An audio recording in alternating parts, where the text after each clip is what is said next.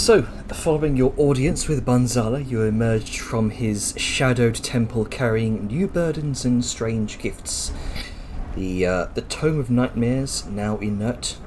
The Nizara's nightmare heart, recovered from her ashen corpse. As you discussed what to do with these dangerous relics, tensions flickered amongst the group.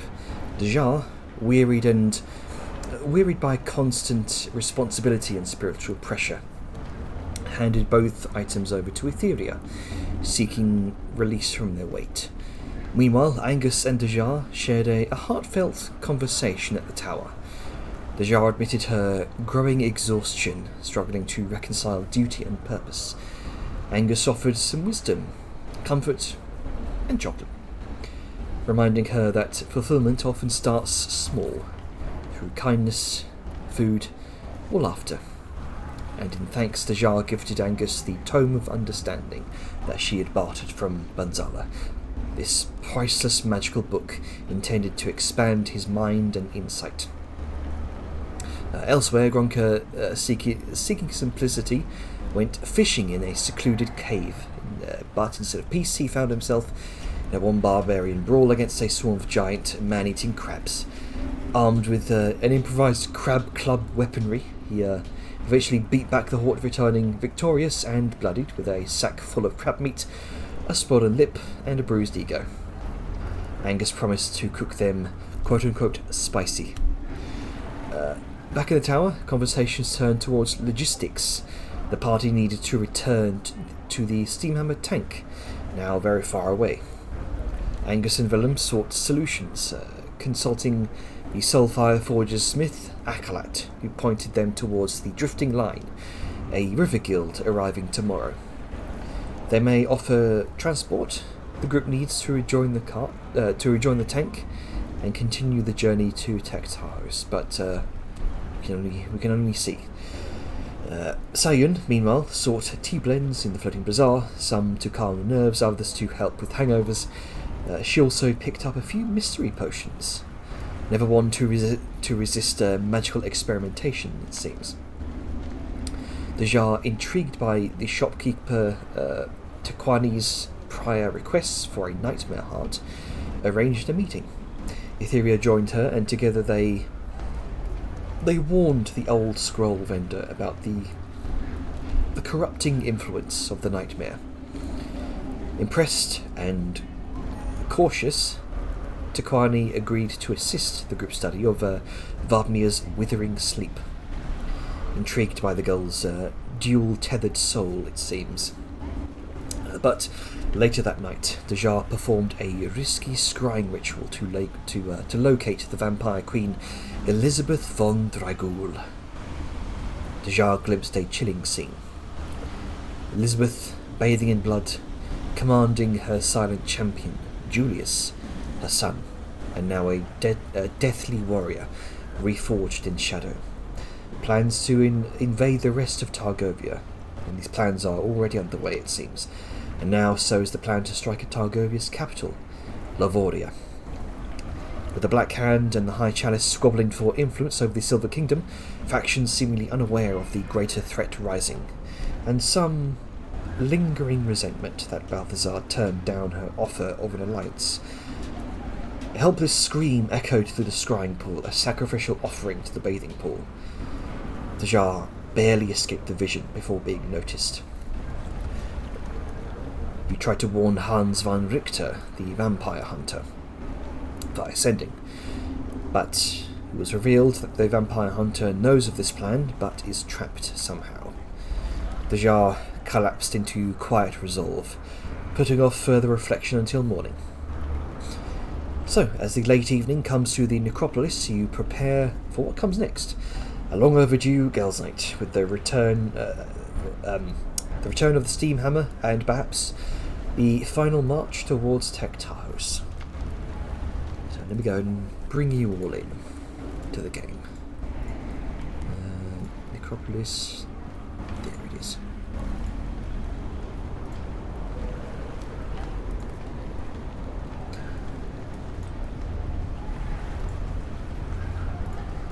Organ Skull 6.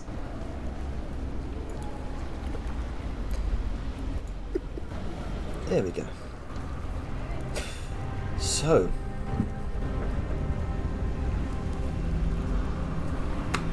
what would you all like to do?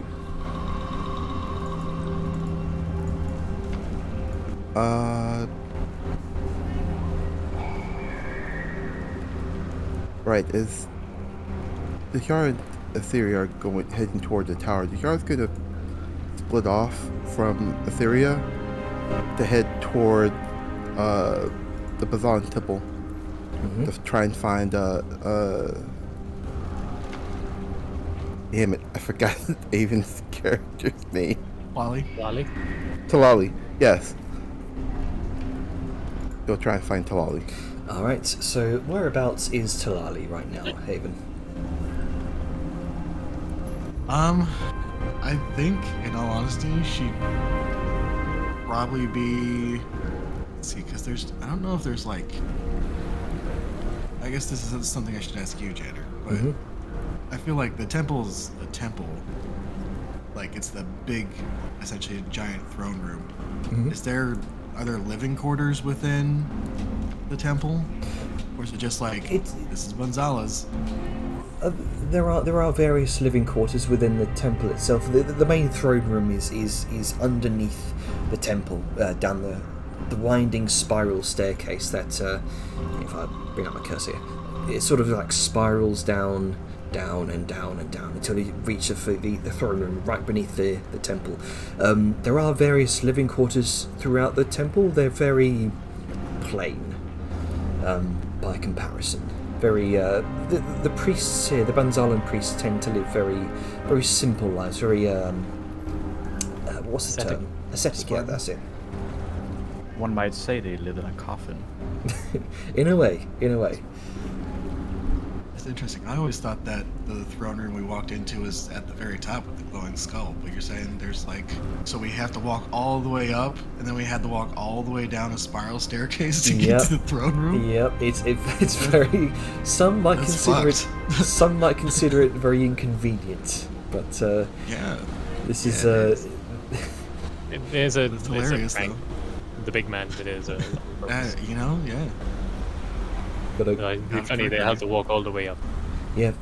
And then you have to walk all the way back down. Funny enough, no one in the Tojan dynasty has ever heard of Missing Leg Day.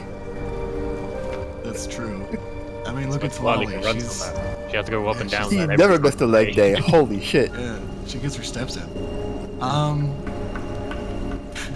So, I think she'd probably be somewhere in the middle, kind of, fiddling around, doing stuff, just catching up with people. I'm sure if Dajar asked around for her, they'd be able to direct her to Twilight. That's what she'd be trying to do at first. Because she has no idea where Talali is.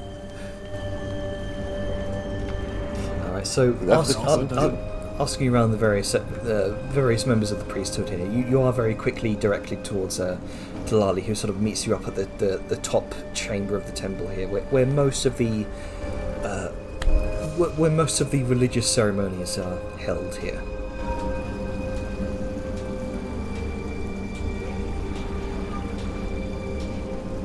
Hello, my friend.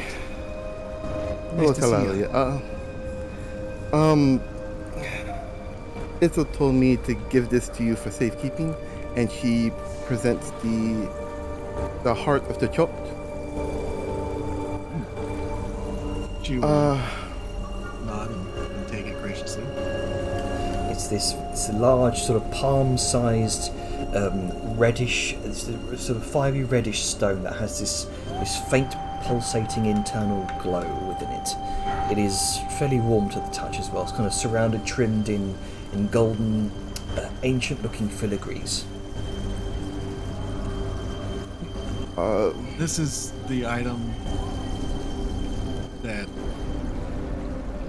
What's she's asked, like, because the player also has forgotten if the player knew. We thanks you for this, but what exactly is it for? Well, it was supposed to be in the vaults of the mantle, but the Brotherhood took it. Oh, this be that. Yeah, that's the artifact Evil. that. I. Yep. Yeah, Itzel said when I informed him about it, he strangely said that though I do have honor, the Jarl is a little confused, but okay. I also talked to your older sister. He seems very grateful for what we did. We can imagine. I can be a Yeah. kind soul. He did remind me of someone back in the desert. Oh, anyway, me and Thao are going to have girls' night. Would you like to join us? Gyros night. What exactly be Yeah. Gyros night? Probably drinking some, I don't know, mysterious potions maybe? You know, take a risk. You get there. Drinking mysterious potions. That seems a great way to get poisoned. Look, I tried worse. She just kind of gives a tilt of her head at that. Sure. Okay. We don't mind if you're going to be asking me. I'm happy to come. Alright then. Let's be away from a lot of the people here, always asking questions. Fair enough. I'll see you then. Oh, let me do a quick sending to Sal to know where we're going exactly. And I'm gonna do a sending to Sal.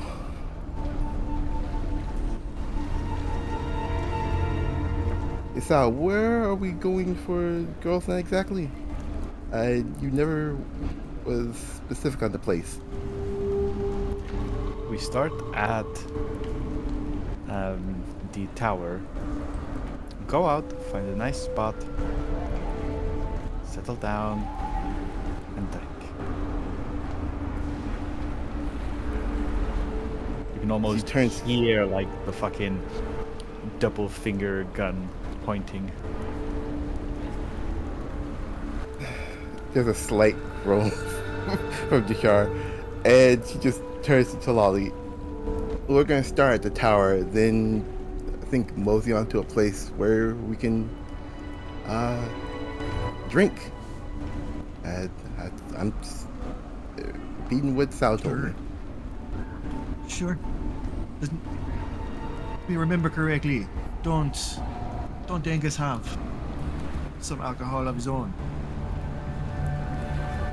Yes, I think so, but also Sal said she has procured some quote-unquote tea.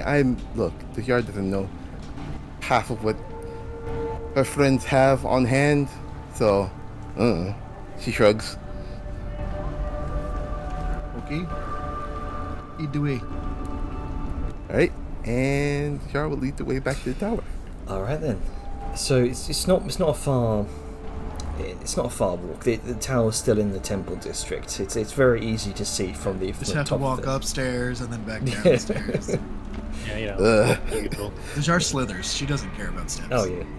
Nope, but it's just There's a the motion of going back up and back down. Yeah, from the top of the temple, the tower is very easy to see. Like far off in the central courtyard, a number of crowds are sort of going by, just taking this odd glance at it. This strange dwarven structure here in the heart of the necropolis in the centre of Banzol, Banzol's capital. Sticks out. Yeah, I was like also a about to sore thumb. say, in all the doom and gloom of the city, look at the gold. Hmm. Well, to be fair, most of the architecture you've seen here in Tanzia, or in the Tojo Dynasty, has had this sort of golden trim on it. As from what you can see, gold seems to be fairly abundant in this subcontinent, and so it's often used. It's often used in building structure as accents. But even still, the dwarven stylings here, they do stand out a bit. But eventually you do make your way up to the tower, where you can see Sayun doing what exactly? Ripping.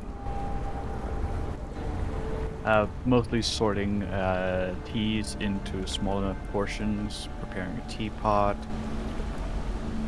You know, all the things she would need, including counting potions. Okay.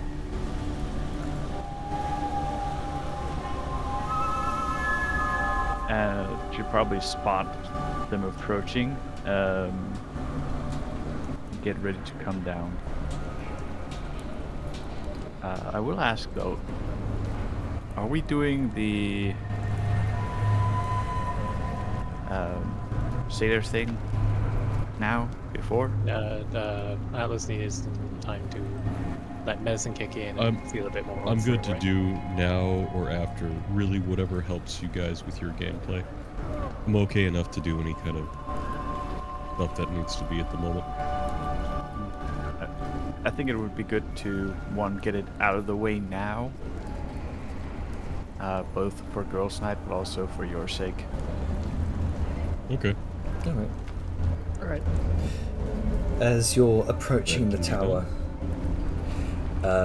sort of organising what you can for this late evening out in the town, you see, pushing his way through the crowd, through the thoroughfare, dragging this large,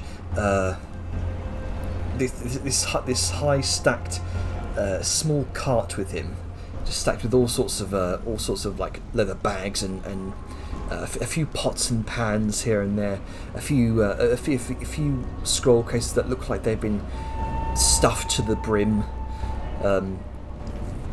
Is a very ancient looking figure, but strangely enough has this strange.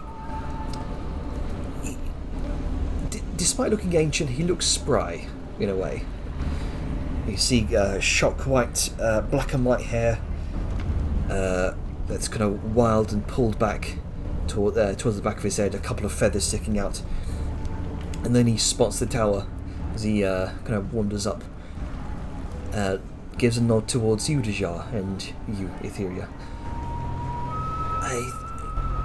I assume this is the place, yes? Yes, it is. Ah, wonderful. Is there a place that I could stay? You're gonna have to ask the resident dwarf. It's his tower. So you're back now, so I understand. You're back now because you left Etheria and you went and you got them, and you're all coming back at the same time he arrives. I think that's it. He told you all to sort of go off to the tower. He'll meet you there while he prepares and packs up. Yeah.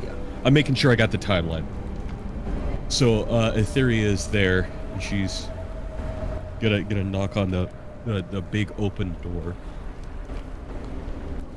Not a whole lot of room, but if you don't mind. And Angus is in there, and he's busy cooking off to the side. Mm-hmm. It is fine. If there is no space, I did bring my own tent, just in case. She's gonna look around in the middle of the street. I mean, there's a roof. It's flat. It's nice. Then that will have to do. Thank you very much. All right. I'm gonna go check on the kid real quick and let Dad know that you're here. And with that, she's gonna climb up first. Be like, wait here just a second so he doesn't get surprised. She's gonna climb up, open up the hatch. Hey, Sunshine, where are you? Vellum would be by the bed. But Vladimir just sat there. Over here, same as ever. Hey, I brought a friend. I went out with good old Scaly earlier and we bumped into this guy who seems to know quite a bit about things. I invited him over to take a look at the kid. He knows a lot about, how do you say this in a straight tongue? Different places, types of consciousness. There's a pause, and Vellum sort of shifts in his seat to more properly face Etheria. So, just so I got this straight, you met a random man on the street and brought him here to do what with my daughter exactly? Didn't meet a random man at the street. This is somebody Scales knew well enough to deal duels with. She trusted him. Seemed to have a pretty good relationship. Seems very knowledgeable. As far as what to do, honestly, examine. I know enough to know there's things I don't know about what's going on.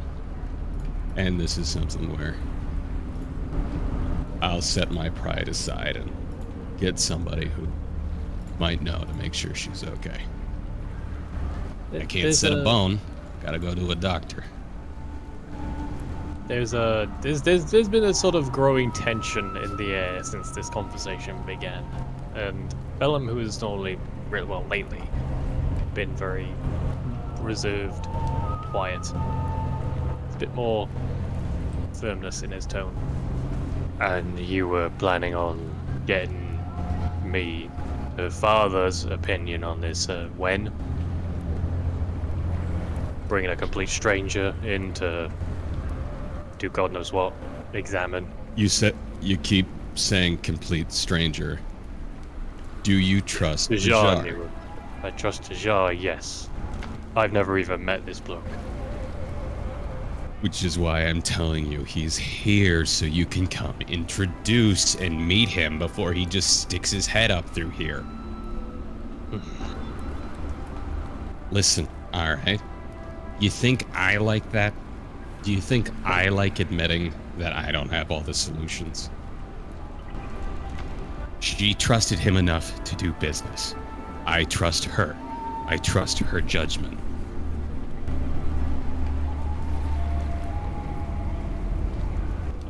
This guy knows more about consciousness and planes of thinking and being. And this is some really powerful magic that happened to her. Every expert is a complete stranger until you introduce yourself.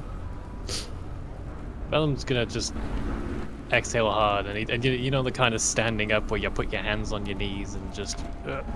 Yep. Look, I get you put a lot of trust in Tajjar, and I do too. And maybe her contacts are legit and fine, but I still should have been kept in the loop. This is the first I'm hearing of it, and she didn't tell you? No, nobody told me. Hey, Sunshine. She's gonna pull her ear. I don't have a way to reach you. I told him to wait by the door, and I immediately told you as soon as I could reach you and tell you I did. I didn't know she didn't. Look at. Okay, I found the magic equivalent of a doctor for the kid. I get you. It's fine. It's area. Just a little high strung. And she's gonna like cover her forehead with her palm. Listen. I wasn't trying to overstep anything. I'm just trying to show initiative to help the kid out. I understand. You're fine. If you have any thoughts like this in future, though, just if you can, give me a bit more warning than he's at the doorstep. If you can. I have one of those. As she points to your earring. That would help. Well, we'll otherwise, see. Okay. I don't know. Talking to you first is the first thing I can really do to communicate. I can't really reach out like the rest of your group can. Well, maybe I'll have a word with Dejar later. Anyway, let's see this guy. Yeah, he's a little... Well, he's an eccentric scholar. So kind of prepare yourself for somebody who's passionate about their work. Hey, don't be so quick to judge. How do you think other smiths look at you? She's gonna punch you at the shoulder and then kind of start to climb back down the ladder. All right, Magic Man, Dad wants to meet you first. Very well. May I enter? Oh my god, he's a vampire! He needs permission, guys. No, I'm joking. Continue. Does he know that the dad is not a satyr? That'd be funny. That'd Especially be fun. since Aetherius just referred to him as dad. We're about so to find he could be out. misconstruing that as Vellum is Aetherius' dad. This is gonna be fun. Yeah. Oh boy. Yeah, come in. Don't burn yourself while the dwarf does his thing. As Angus is cooking in the fire pit that he uses also for smithing. He gives Angus a cutter. Hello, I am Tekwani. I have been invited here to examine this. What did you say her name was? And kind of turns towards you, Etheria.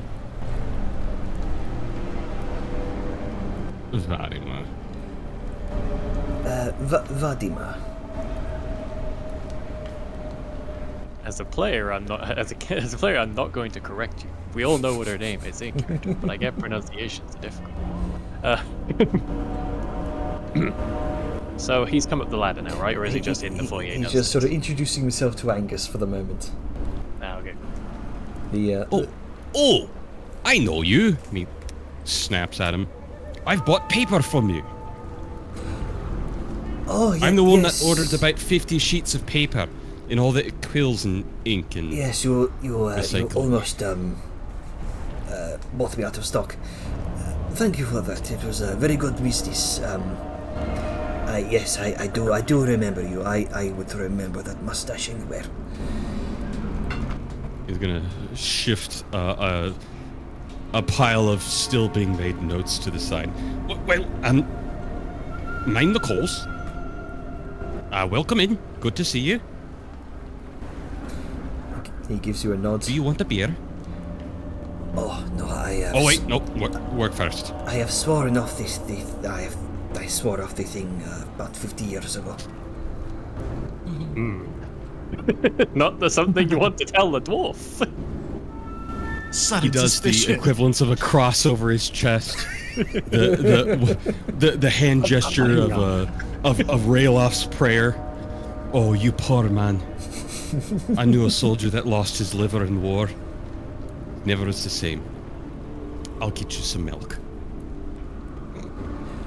Thank you. But And with now, that, I must. he goes back to work. Like, sorry, I am also lactose intolerant.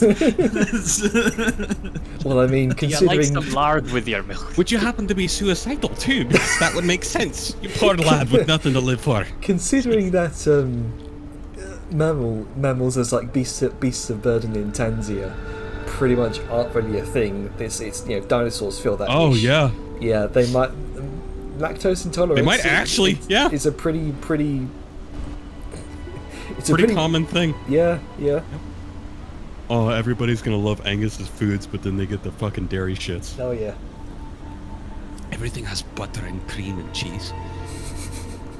Anyway, back on. Angus does his things. Yep. Tikani is going to. Says her name is Vadima. Vladimir, okay. Up here?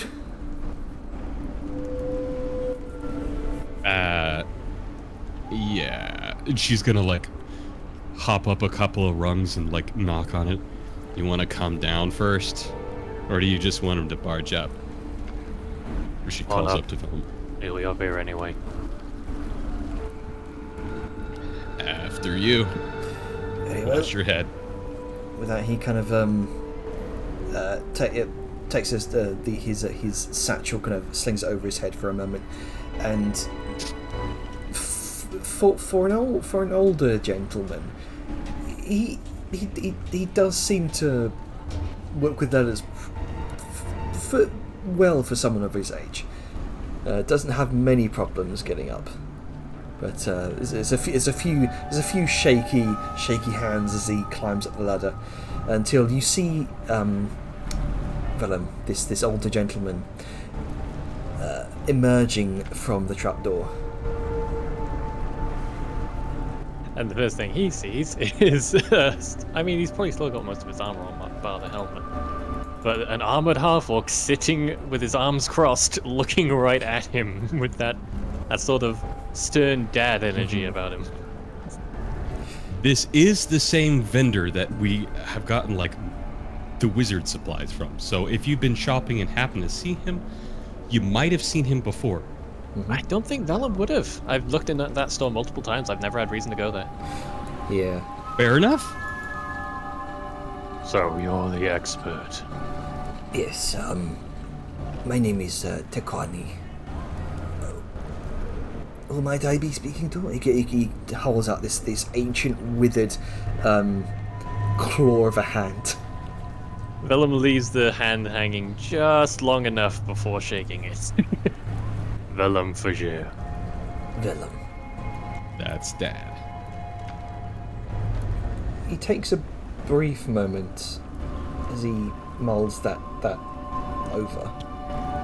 Looks towards you, Vellum, and then towards the small individual in the wrapped up in the bed.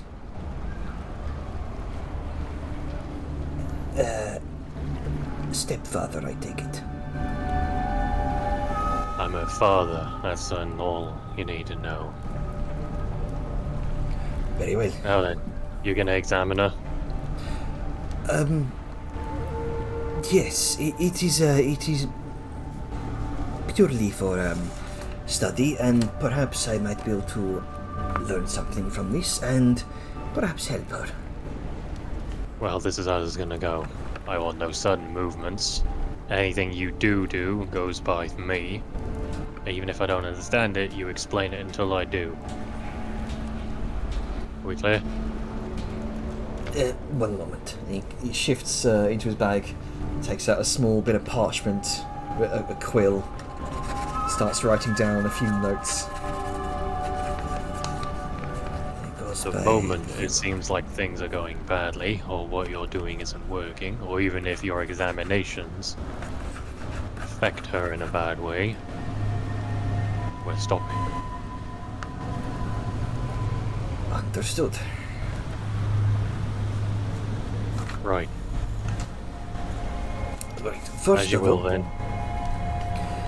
First of all, as with all things, I will first proceed to try to detect any magical energies around her. With that, And he'll sort of like scoot his chest slightly aside for him to get in. But the entire time, eyes like a hawk completely on him. gotcha. With that, he begins to take out a small token of his, a small sort of ornamental onyx skull, and begins to recite a few words. makes a few gestures with his own sort of ancient withered hands, similar to how you've seen Dajar gesture a few times before. But this is slightly different, like someone putting on their own dialect on a piece of language. And his eyes flash white as he examines.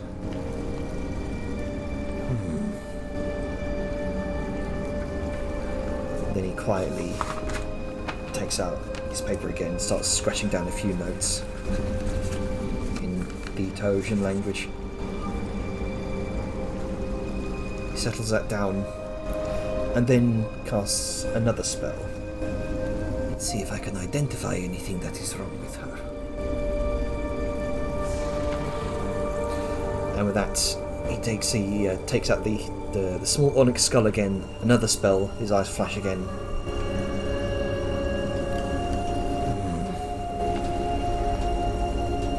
Well, clearly she isn't dead, but she's not here either. Not all the way, at least.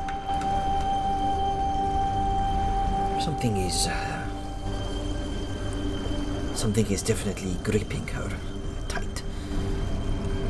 A curse, maybe. A dream too deep. A wound in the spirit. She's definitely reliving something. Memories, moments, pain. And whatever is holding her wants to twist that pain into a prison. One moment. With that, he kind of takes out this very large tome from his satchel, kind of thunks it down on his knee from him, kind of creaks it open, sketches it, flips through a few ancient pages.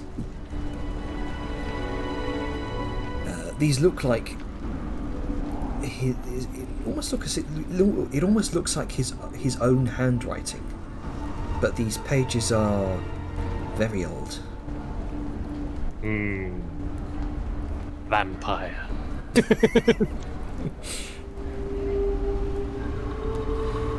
Yes. They have pointy teeth, Jenner. Make a perception check. Ah, shit. Let me read the tire. 24. You examine him closely. You see no pointed teeth. In fact, you see no teeth at all. That's how he's hiding it. See, yeah, but I mean, you do catch the odd tooth in his mouth, but it is mostly mostly devoid of teeth. Alright, well, I will say this was during his cursory examination of the man. Continue. I did make a few notes. Notes in the past about this. A very, very deep connection to the dream. I'm not as well versed in the dream as I would imagine my Sato friend here is, but I do have my suspicions. Whatever she is going through, she will have to pass through it herself.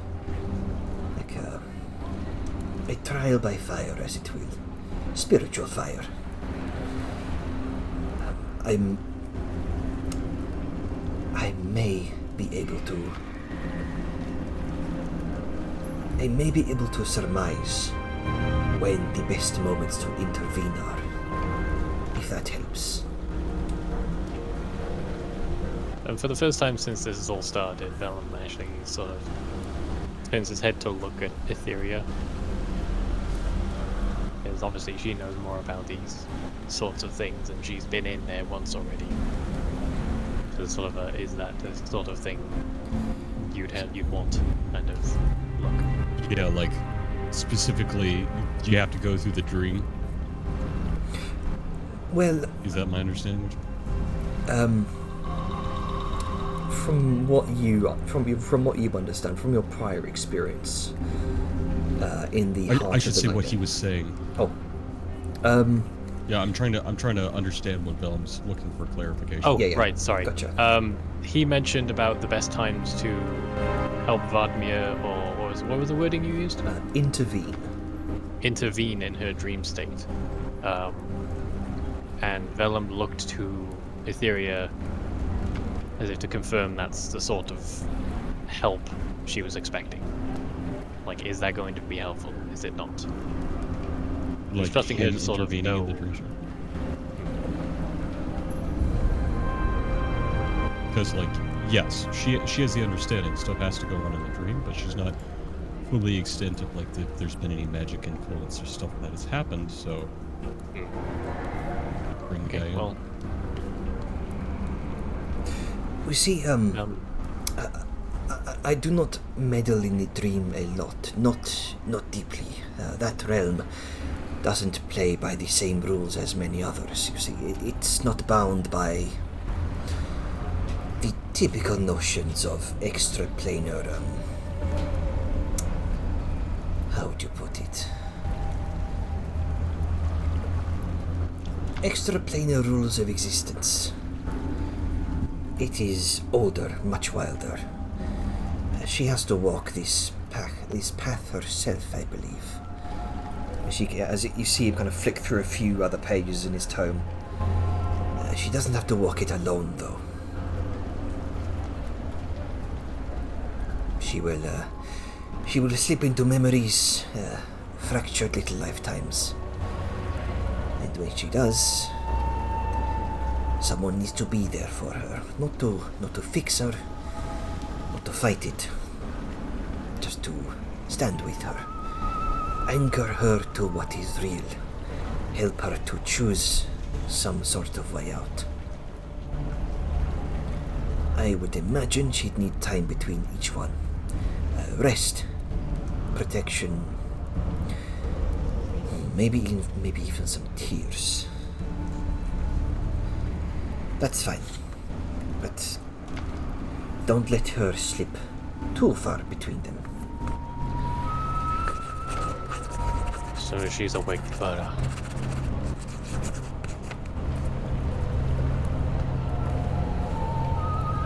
I've done that, and I know that's something I can do. You know, given the, she gestures up and down to herself. Do you know anything with magic that would let him do something like that? As she points over to Vellum. He kind of thinks to himself. I have heard of certain spells which can allow you to enter a dream. Most commonly it is called simply the dream spell. But I have also heard of other substances which can allow you to join another person within that dream state. But unfortunately, the ingredients for that are incredibly rare. Can you get a list? I can. Let me browse my notes real quick. Says the DM. Flicks through a few old manuscripts, a few fold-out pages within his own grimoire.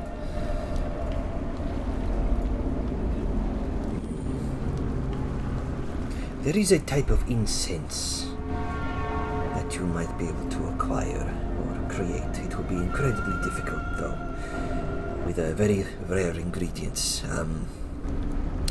I believe one comes from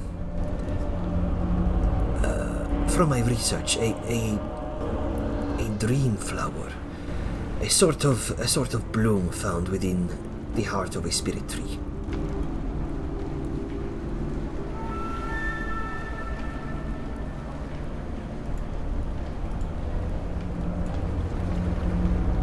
Right. Whatever ingredients you know to make this, I want you to write down and trade them. I'll see what I can wrangle up. Very well. and with that he kind of he writes down a few of the ingredients, a few methods that he has heard of being able to craft such a substance. He calls it an incense of shared slumber. It requires one dream flower, one batch of incense. It requires one head of valerian and one ley root, and it requires 3 work days, and it is a crafting check of 25 with a herbalism kit. Oh.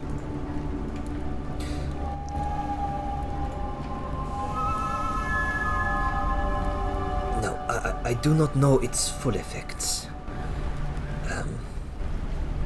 But from what I have researched, such a substance would allow anyone within the proximity of someone casting this dream spell to allow themselves to join the caster within whichever dream they're looking to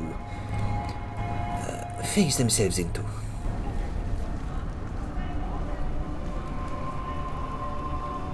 And assumedly he's written all this down. Mm-hmm. And it should the recipe should be available there in the herbalism category. Right, I'll have a word with some people then. And sort of take the list and give it a once over. Of course, some of it doesn't make any kind of sense to him, but it does not matter. He will make it happen somehow. Now, if I might, I shall let you know when the best time to intervene is, provided that I can study what happens here in the waking world.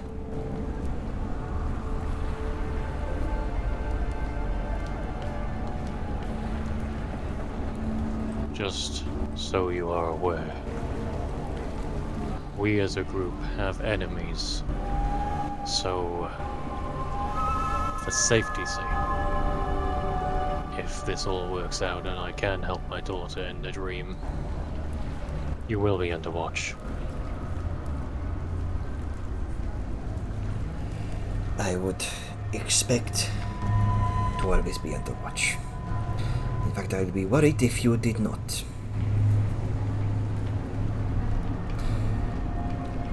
Right. I have met my fair share of adventuring types in my lifetime. Any adventuring group, from what I know, has always had their fair share of enemies. And experiences their fair share of extreme dangers out in the world. I should expect nothing we less. understand each other then.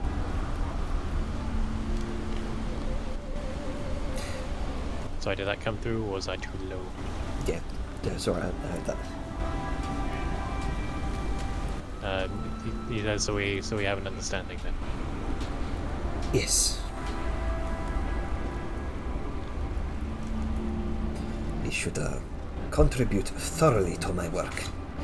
And he begins kind of jotting down a few of the notes that he has managed to find out within this brief meeting.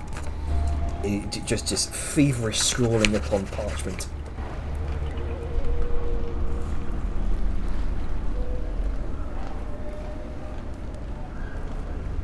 Right then. As far as the examinations go, was that all you needed for the moment? I believe so. I may be able to try to study her in her sleep on the road when we have more time. Only with my presence. Understood. That does bring clarification. Are you coming on the road with us, or are we staying here, then? Well, I would assume you being adventuring types, you often like to move around. Am I wrong? Need to be Yeah. on the road.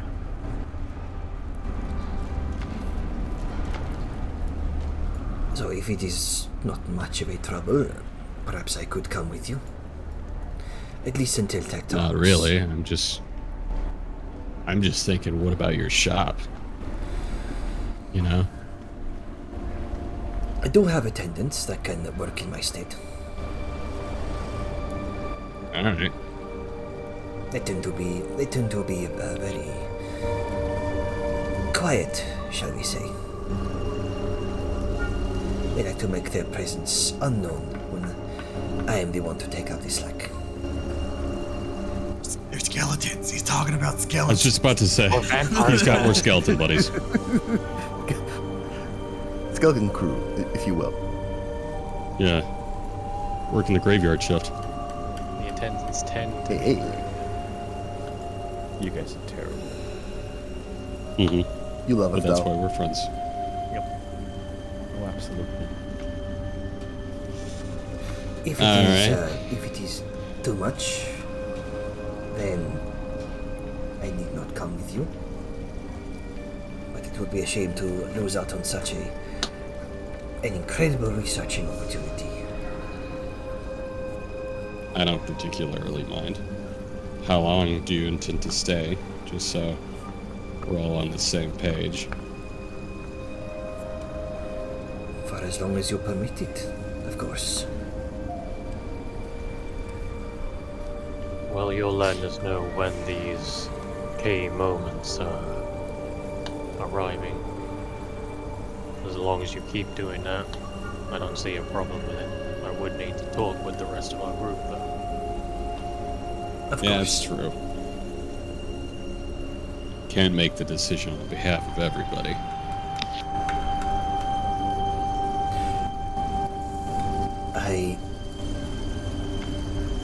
Please, do not consider me a burden. I do know how to protect myself. I have had a number of decades in order to study the arcane arts. I am quite well versed in my own spellcraft. So you needn't Trying feel not to make more vampire jokes. you needn't feel as though I am some. While I might look it, I am not some frail old man that does not know how to look after himself. As long as you stay out of the way and don't do anything I don't like, then, like I said, I shouldn't have issue. But I will need to talk to the others. Until then, as you were. He gives you a nod and makes. You gather. He senses there's that. Tension? Yeah, that tension of okay, you've done your meeting. You can stop leaning over my daughter and taking notes, you know. Yeah. And with that, he kind of packs up his book with his large tome with a thump and a bit of dust off to the side, and he climbs back down the ladder.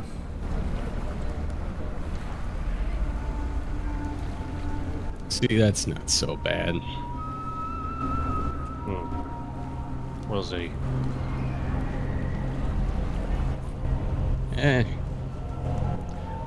Well, we'll have to talk to the others, make sure they're fine with everything.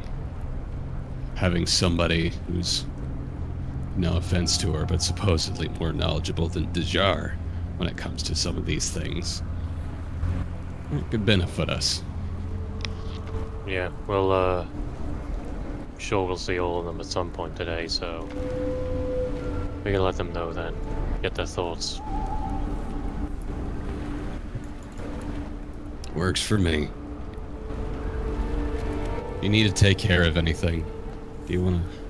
She kind of like does like a little switchy finger motion. You want me to swap out? There's the moment of... He's like he's about to say something, but then he catches himself. Maybe I should get some air. Take a walk. I won't let any strange men come in. Thank you.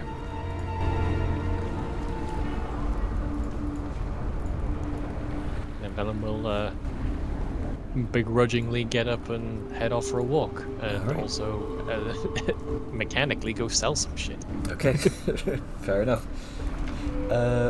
So with that, does anyone want to step in and proceed with the scene that they had planned? Well, there's girls' night. Is it girls' night time? There is indeed girls' night. I was just wondering if anyone else wanted to do anything before we proceed to girls' night.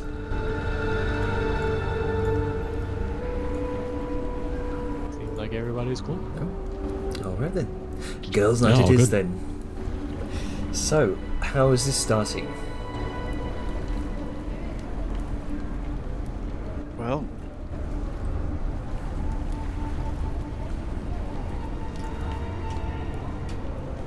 Well, That's a good Sao question. did tell them to meet by the tower, and Ashy has gotten ready and is outside currently. I would be slithering up with I think they would already been slithering up. They would have been coming up to the tower. That's I can't remember his name. What the mage? Yeah, the mage came up. Tequani. Dequani. As soon as Dequani came up, Kieran Alali would been there also.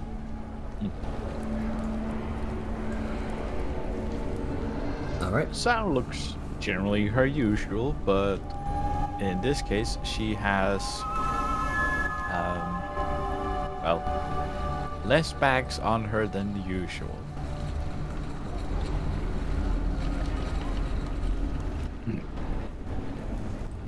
And she just sort of claps her hands together. So, ready?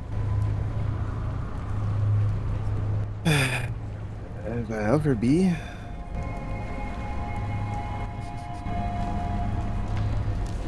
Yeah, that will be.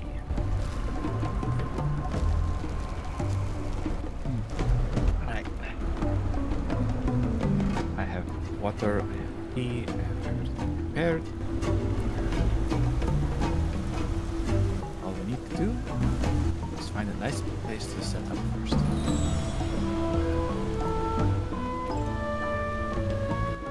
Okay. This is my first time doing this, so you're gonna.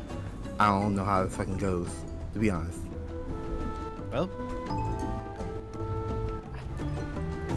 on the few occasions I have done this with my brothers, usually we find a nice quiet place, sit down, we have some tea, we talk a little, then drink. And usually we end up doing a stupid game of Dare a Secret. At that moment, the yard is just giving Sao a side eye, like. I'm not saying we're going to. It's just a stupid thing we do back home. And I say stupid mostly because most secrets we end up telling are silly.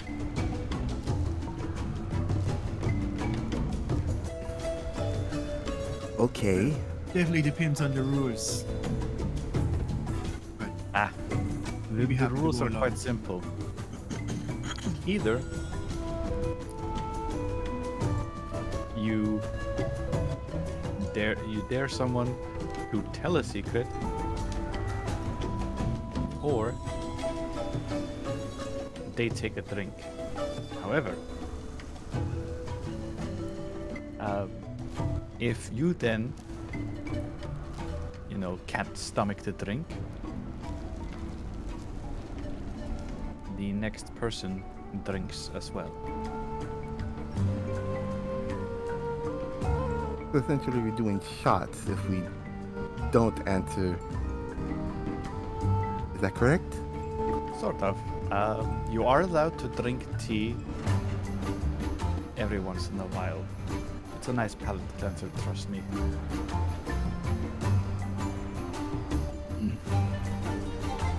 Okay, I'm game.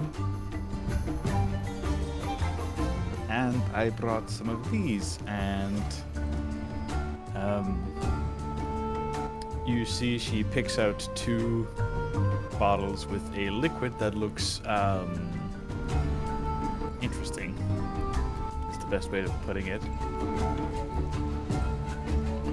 Canner, dear, Yes. do you remember what the liquid of the mystery potions looks like? It looks like this sort of swirling rainbow of different merging colours. It has this sort of iridescent glint to it, like an oil slick.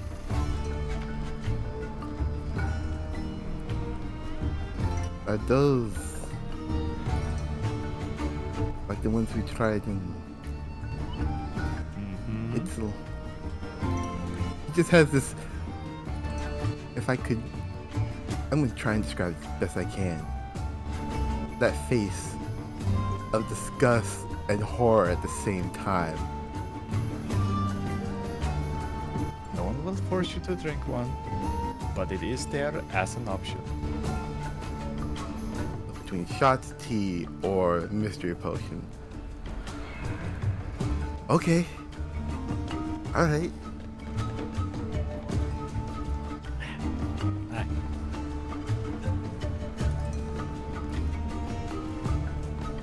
Lead the way.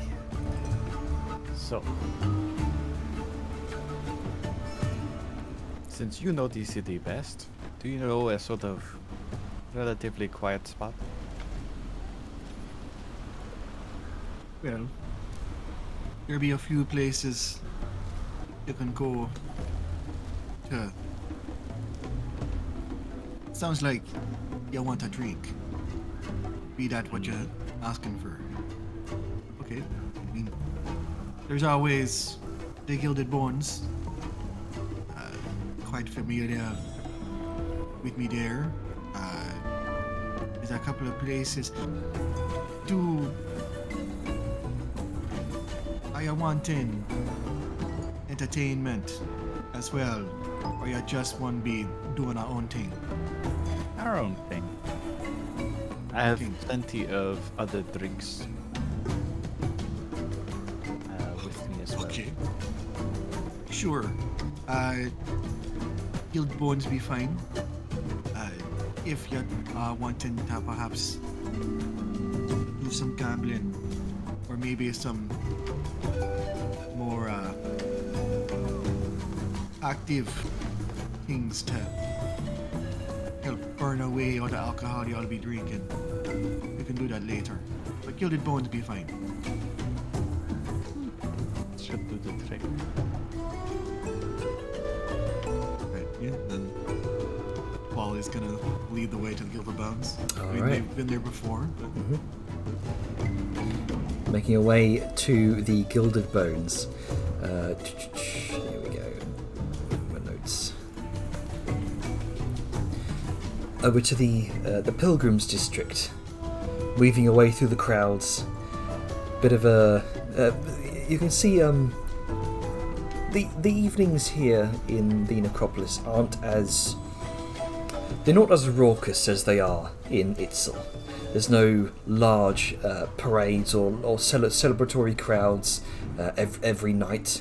It's definitely a lot more quiet than it would be in the town known for its glitz and glamour here in Tanzia. You eventually make your way. Less a tourist town, more like a rest stop, Yeah. where you stop and you rest forever. You could say that. Make your way to the Gilded Bones Inn. You find Aztec. you do find Taztic there, who's sort of he's serving the other sort of night owls here that are into their evening drinks. I'm just picturing us trying to feed him a mystery potion and he regrows his, skin. Oh God. He's dead. Healing potions don't work on dead. There's a few clack of bones as the skeletal barkeep Tastic kind of slides a few clay jugs of mezcal to a nearby evening drinker. He spots you come in. He gives you a wave and a nod. Wally returns it. And then I guess goes to find it seems like it's not like super packed, so she's just gonna find an open table off to the side. It's pretty sparse this evening. Not much business taking place, but you do find a sort of quiet side off to the a quiet table off to the side, mostly out of view from the rest of the inn here, or the tavern. All right. As a table is found, Sal will begin to set up a rather small but neat tea set. And she is rather peculiar about how it's done in what order.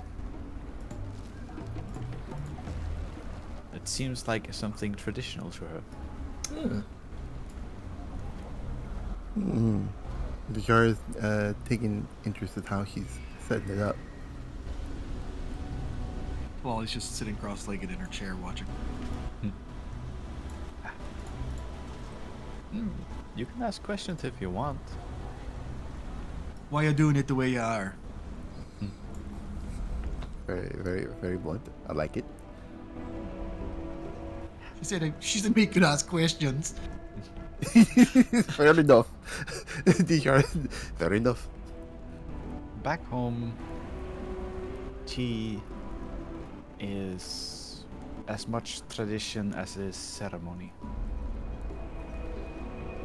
It is only proper to do it the right way. And as she gestures to the tea set and the cups, it's I will admit, time consuming to do, but it's calming. Some families have their own ways of doing it. Some regions entirely do things their own way, but there's always a tradition to it. As much of a rule breaker as I am, this is one of the few ones I uphold.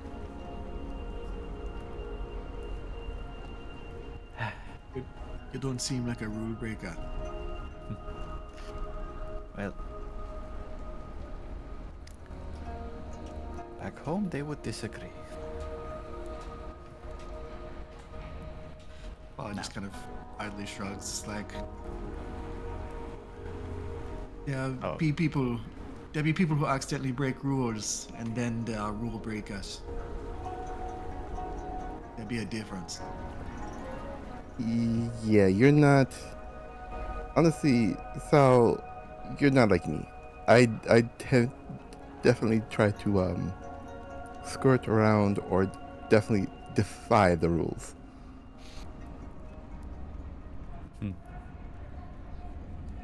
Well,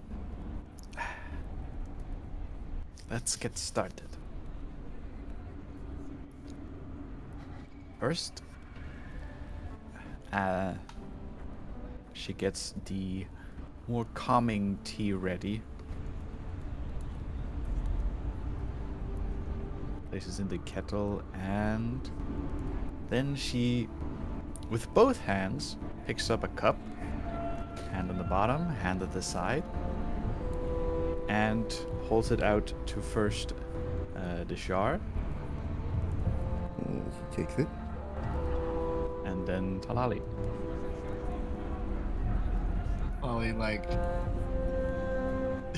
there's a moment of like slight confusion, or not confusion, but just like slight hesitation, where she takes the cup and then she looks at how Sal's holding it, and her hands slowly shift to like mirror hers. Alright.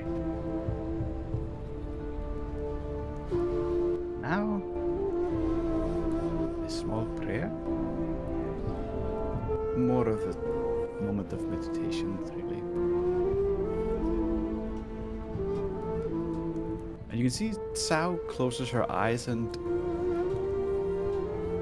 for a moment she looks serene. Not a worry, not a thought, really. Just peace. For a moment, you're almost taken back to when your father would used to teach you these tea ceremonies during your childhood. I would imagine there'd almost be a bit of resentment at the whole ceremony of it all, until perhaps Sayun sort of grew to almost enjoy them. Would that be accurate? Yeah, or as bad as her father was at times. This was one of the few moments where they could just sit. No shouting, no arguments. These They brief could just moments of be bonding. family. Indeed. These brief moments of genuine bonding between family. No familial obligations. None of the stressful responsibilities that comes with growing up in the Greymind family. No other feudal lords to impress. Just you, likely some of your brothers as well, and your father. Just an afternoon of enjoying a bit of calming tea every now and then.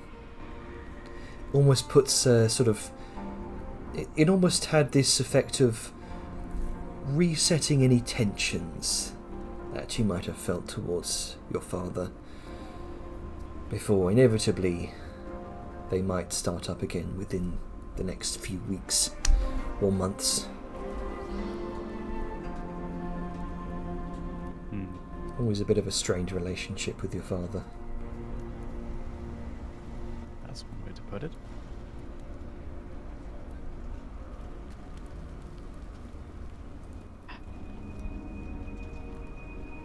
And at the end of this brief, serene moment,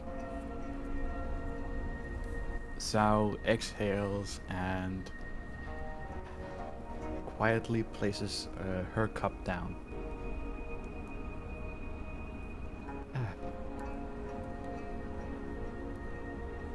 Now, as it is with many traditions, the host does not drink first. Which is strange, I will admit. But in this circumstance, I think it's best. We all drink as equals.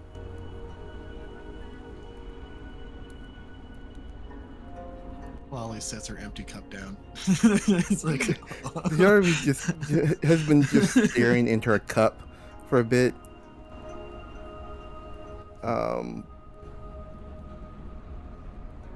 Then he takes the largest draught of the tea and just sets it down. It's pleasant, it's inoffensive, really, but it's pleasant. This is the tea with the Valerian, isn't it? To calm.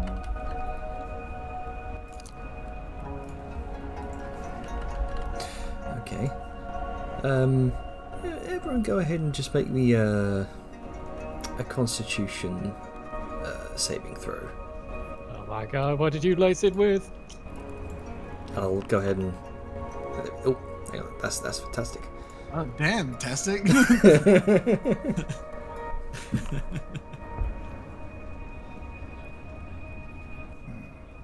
All right. Talali, this is not a poison.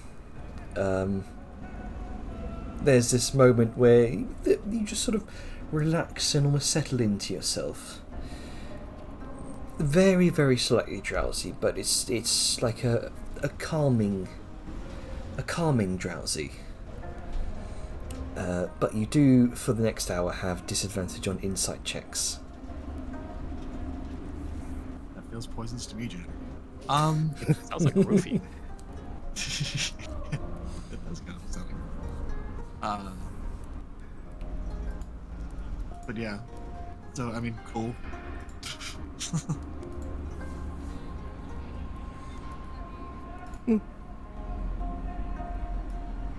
Yeah, Talali's just gonna sit there and set it down, and just kind of again be sitting there with legs crossed.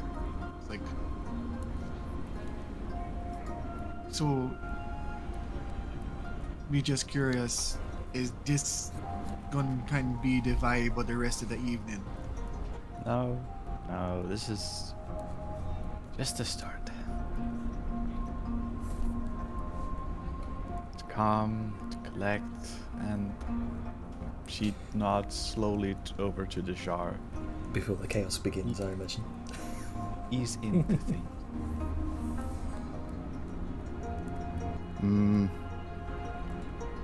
If you look at her teacup again, what's it supposed to do? Exactly. To calm your nerves, to ease the mind.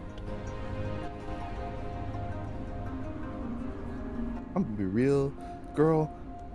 My brain's still firing off. So I don't know if it was supposed to calm me down. It's not doing it. I'm kind of expecting that from you. Well, as fun as a nice calming moment is, there are other ways to make you think of something else.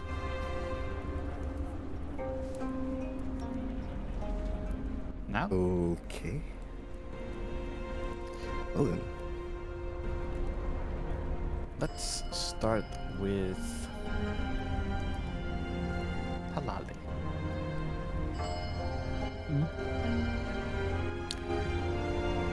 Who would you like to dare first? Oh. So, once again, what be I daring? Be daring One of someone us to tell a tell the secret? truth, or A secret, truth.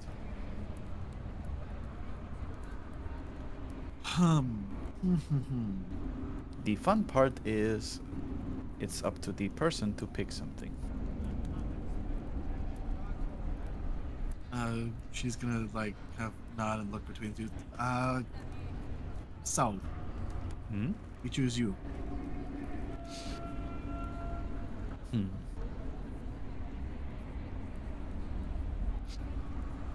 Let me think.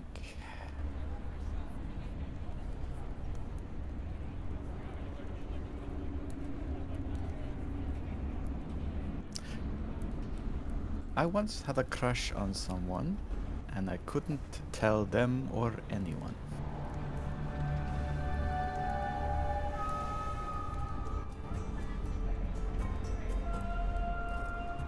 Okay. Now it is my turn.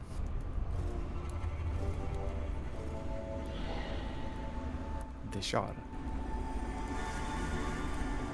Okay. Eyes shifting. I dare you to tell a secret.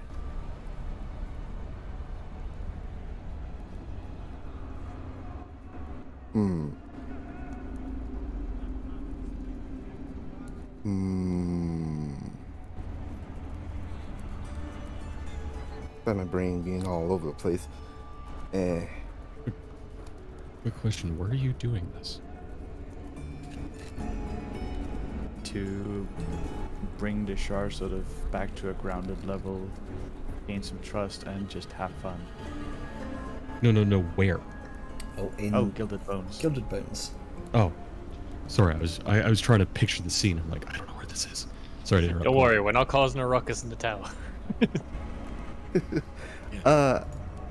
Sorry, they'll just blow up the Gilded Bones, not the tower. Yeah, that's the other side of town. We're fine. You think? Okay.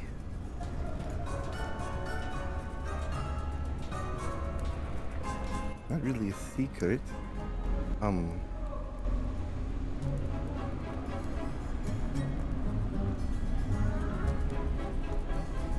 My husband was not my first love.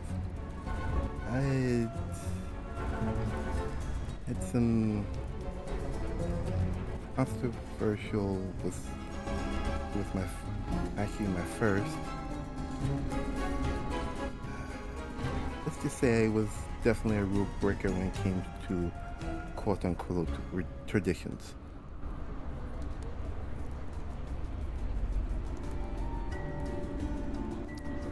Sao does not have a smug expression, but it's definitely an expression of someone who is looking semi-approvingly.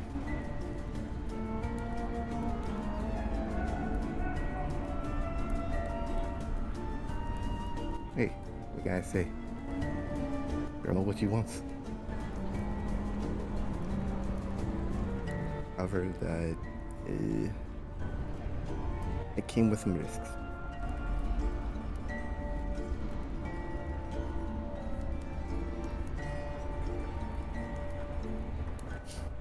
When does it not? You grew up around the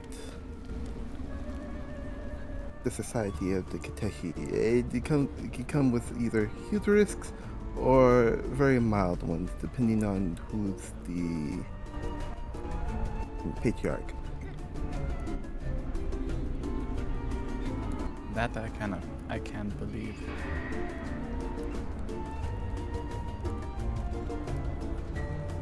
There, you know a little bit more about me.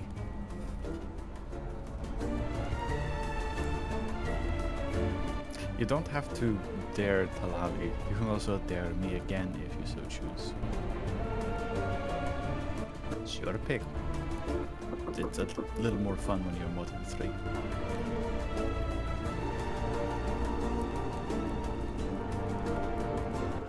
I will say though, once we get above 5, it gets chaotic.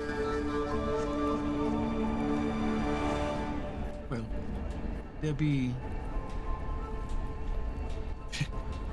there's something to be said about not being chaotic this early in the evening. That is true.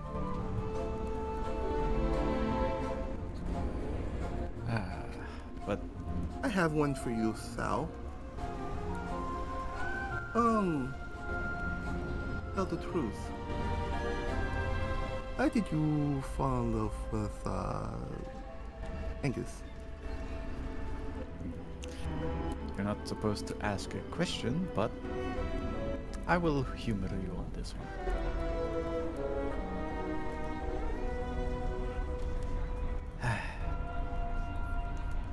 It's such a strange little thing.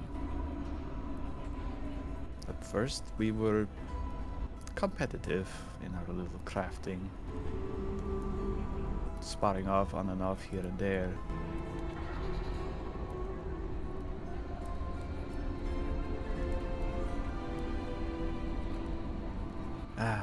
But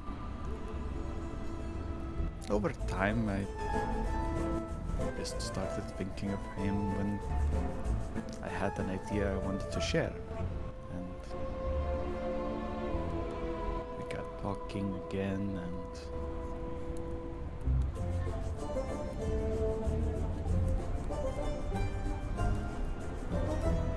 a lot of things has happened. It's hard to specifically say when I fell in love with him, but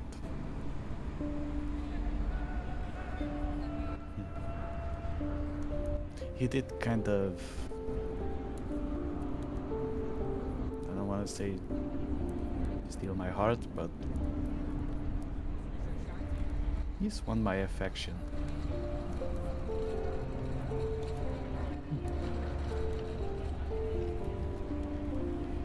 As strange as he is, as different as he is from what I would think of,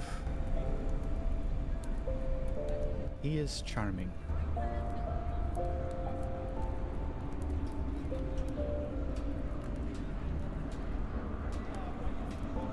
And, I mean, who can say no to his cooking?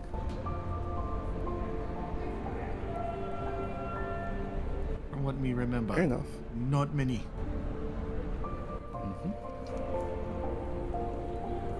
Always has a snack for late nights, always has a little something for breakfast.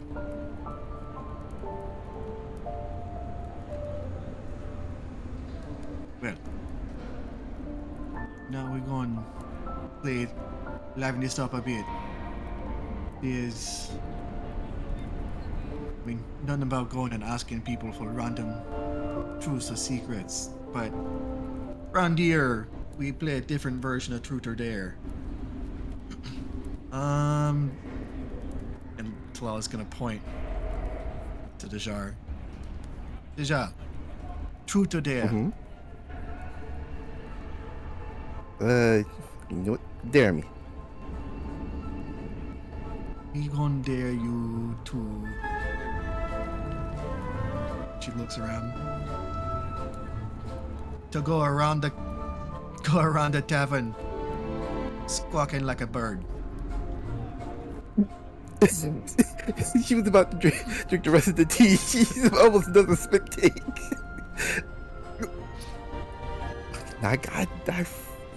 Y'all can drink. Y'all can drink. Y'all can try. I can order, and she like lifts a hand up and like snaps her fingers, like motions over to Tastic, and then there's like a motion for 3 drinks. Like, yeah, make it more, make it more interesting. So yeah, y'all can finish your tea, or y'all can go around acting like a bird. Go, do it. You have this look, this squared up look on her face, like, you know what, fucking fine.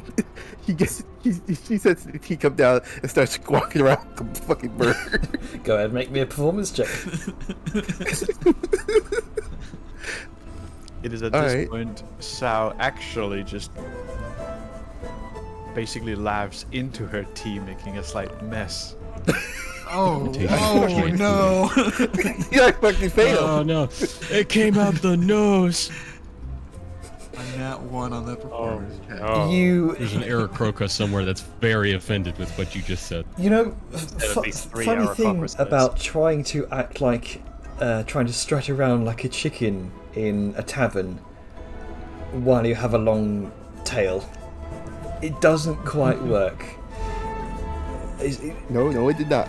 Especially when you don't have the exact like vocal cords to pull off a chicken noise.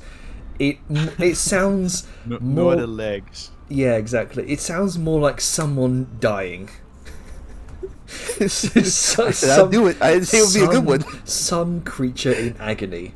It's at that point Tastic notices this. A couple of other of the patrons in the bar kind of turn their head towards you and are wondering if they should leave or not. Tastic. I was just cackling. She's just like hands on stomach, laughing her ass off. Tastic kind of creaks his head around the side of the bar back towards your table and just gives you this knowing, fed up look, like, you started this, I know you. Yeah, well, she's not even fucking. She doesn't care. She's just laughing at the jar, trying to strut without legs, making bird calls without vocal cords for him. Like, she's just. This is amusing to no end. There. The shark sits back. I made a fool of myself. Oh god, Manzala be praised. That was fucking hilarious. Oh wow. We never heard those sounds before. Oh wow. I don't know if I should be mortified or impressed. I don't know. You I should, feel a you little- should be entertained. Oh, I definitely am, but Look, I tried. I didn't see it was gonna be a good one. Tamale's wiping tears away. Like, oh gosh. It's at a point Taztic comes over. Another good night, Talali. Yes. And he puts a large bottle of rum on the table. Let's get this over with. Captain Morgan.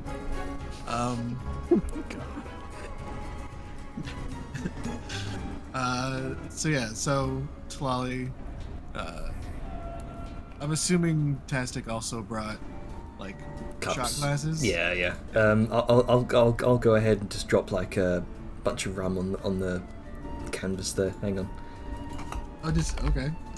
Are we gonna be making rolls or Don't drop something? the Like it? Yeah, every time you drink, there is a roll to avoid intoxication. Where's the rum gone?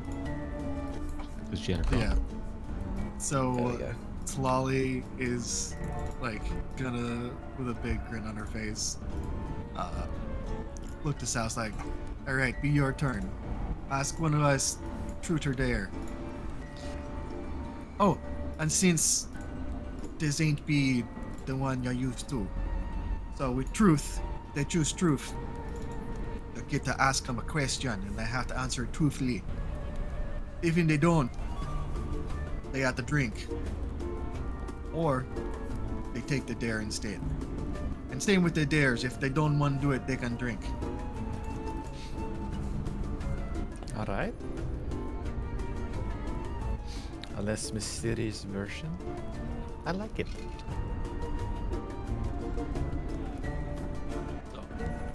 Ask There's Goey. there's a bunch of rum on the canvas there for you that you can take. One of us has to drink first. Alright, so.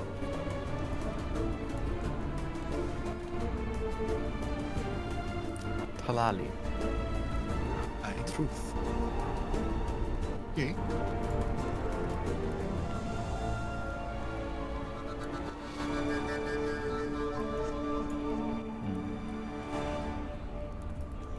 Do I ask or do you just answer? You ask.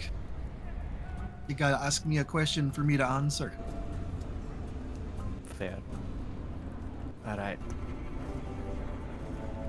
Obvious one because as she gestures to, you know, Talali up and down and then towards the door. Have you ever died? She shakes her head. No. We haven't. We never died before. My life has been unbroken.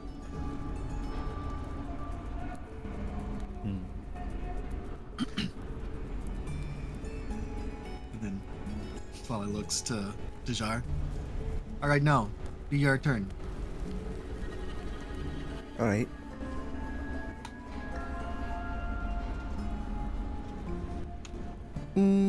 So,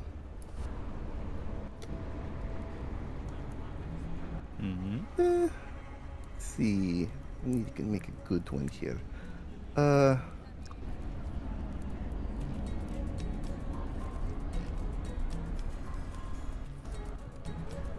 I dare you.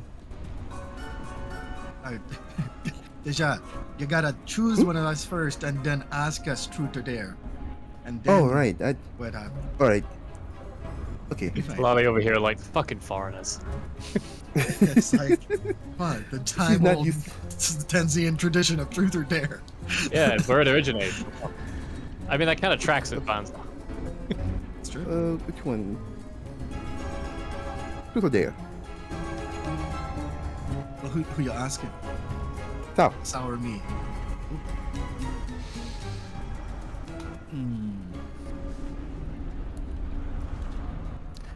Dan. okay.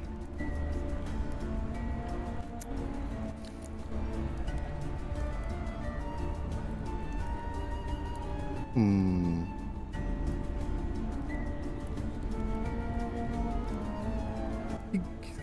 He has her bag of holding here, so hold on 1 second. Give me a second.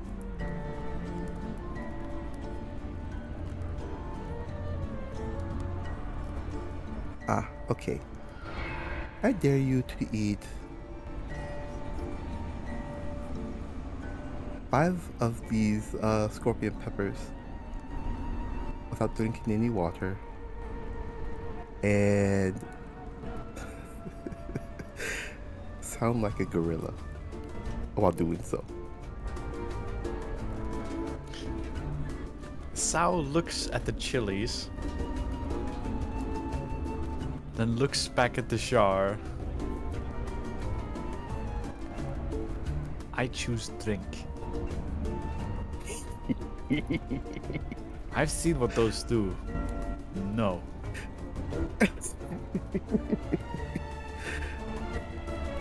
Darn.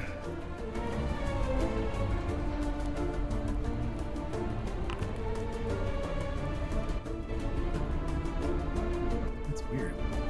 I had Lolly selected when I picked up the rum. Liska got it. I don't know. That's weird. It happened before. I think when you're on a pile, you can change who is viewing it. It's fun. Oh yeah. I put the rum back. Yeah, I can. Nice. But yes, Sao takes a good drink of this rum, and you can clearly see it hit, but she is standing strong.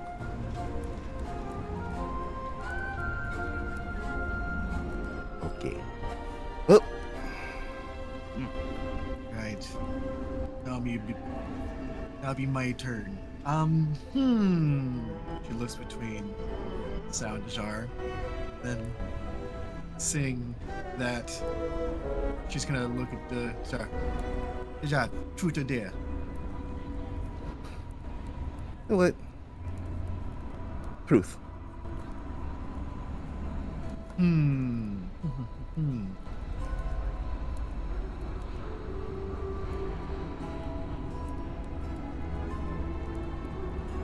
You said you had a love before your husband. Did you love? She gives like a look before your husband.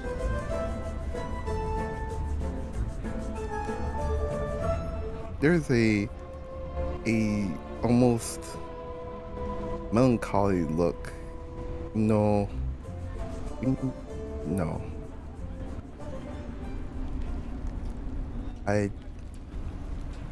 Here, the euphemism was not picked up.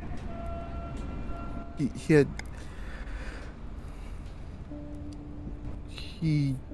has this look like he wished it happened, but it didn't.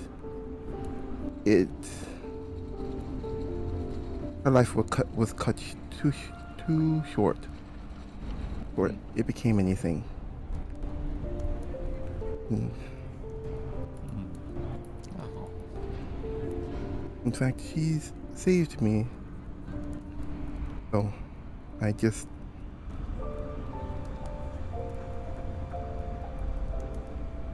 It was just around my birthday too, so I don't like celebrating my birthday much.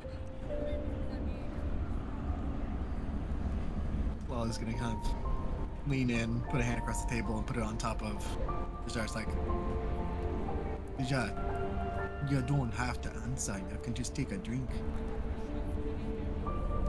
Nah, I think it's best sometimes to let it go. So, you were a virgin before your husband. Yes, Just making sure. You wear white? Oh, sorry. That'd be a secondary question. So, your turn.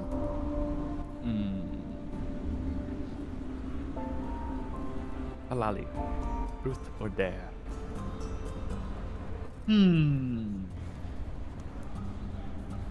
Yeah.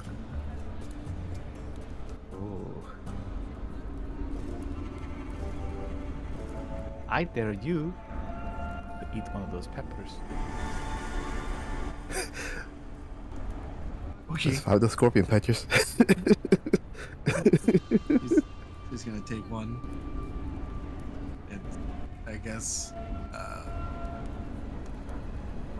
yeah, she's just gonna down it, chew it. Okay, go ahead and make me a Constitution saving throw. I'm not Liska, so this is a lot lower than usual. Full 5. You can say that again. You That's gonna burn. absolutely stone-faced.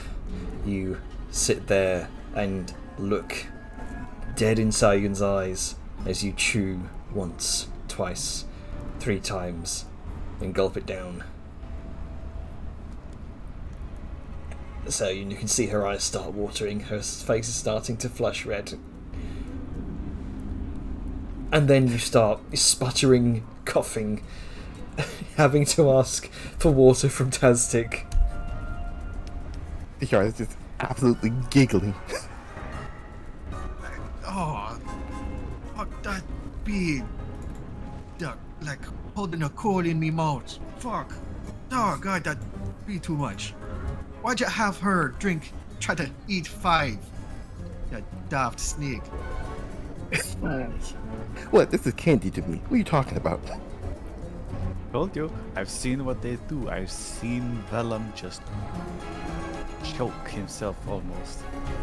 It is like the 7 hells are battling in your mouth. Yeah, Talala's gonna look at his ass like, yeah, snake, you don't chew.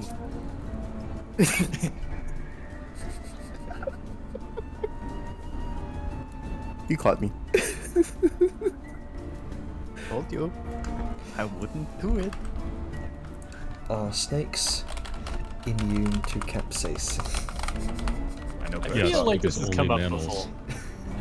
Only mammals can have. They're susceptible to capsaicin. But then again, origins of Naga. Who knows? It's true, they used to be huge. I mean, you're the god of this world. You can say they get completely decimated by capsaicin. We shall see. Well, Talali did bring up a good point. They just swallow it. It's gonna burn the other way out, but Eh.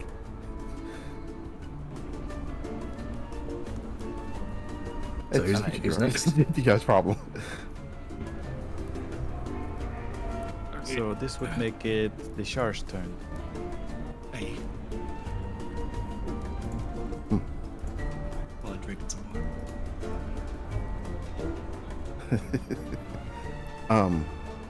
Okay.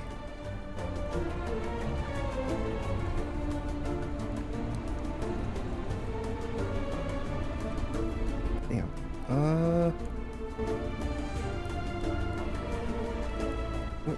We're going this direction. South. Mm-hmm. Truth or dare? Truth. Okay.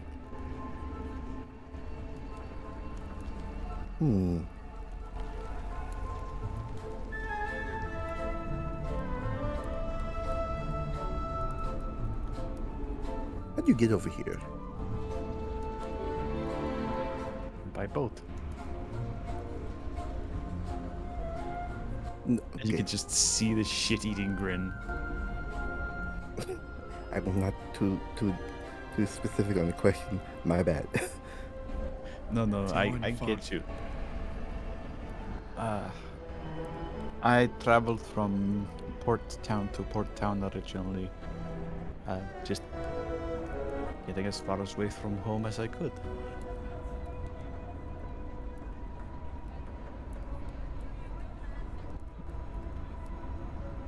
I was gonna bring up another question later.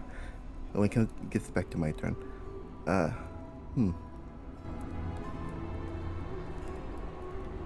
Okay. Talali, you good to speak? Yeah, I'll be fine.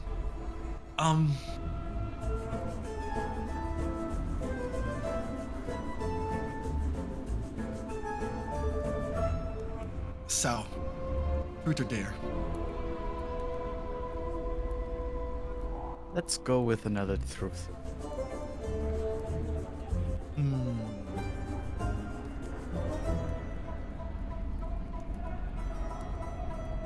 Like sits back, takes another drink of water while she's thinking.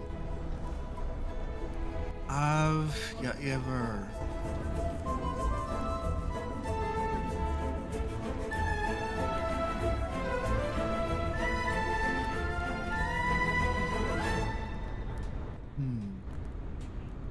Have you ever slept with anyone in the party?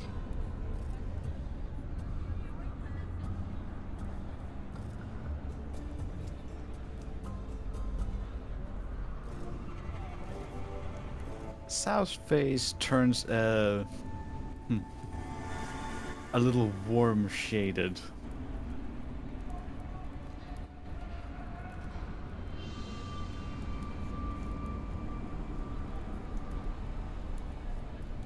I have. Right? Your turn. My turn? Sal just sort of pauses as she eyed between Dishar and Talali.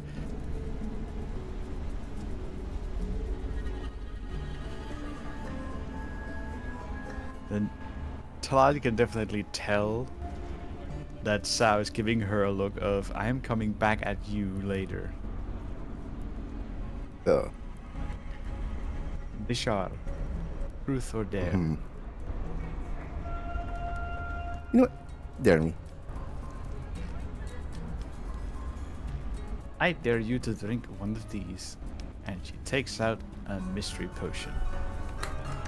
He just looks at that with utter horror. Here we go, boys. Grabs it, pops it open. Here we go. Right for impact. just stares at Sal. I blame you, and just drinks it. Do you have one in your inventory right now? I can throw one on the ground. Yeah, go and throw it on the ground. I mean, may as well throw them all on the ground at this point. I need not handouts. I'm of age. We're all adults here. Ye old, throw it on the ground. There we go. There's 8 of them. Oh wait, Yeah, so just take one at a time. I'm trying. Just take one. I'll make sure Okay, one pass it to round. say interaction distance is infinite, so you can just click it from anywhere on the map. Yep. There we go. Let me do this to myself. Just 3 girls getting white girl wasted. Mm-hmm. Let's see what we get. Interesting. Okay. Guess when Janner sees the results. Yeah, I thought he'd ping it in a chat or something. Indeed. Give me a second. Was not expecting this. Not at all. Oh, I don't have permission to. I guess it gives away if you can read them. But I'm surprised it didn't ping it in chat. I feel like that's something that would be a thing. Oh, here we go.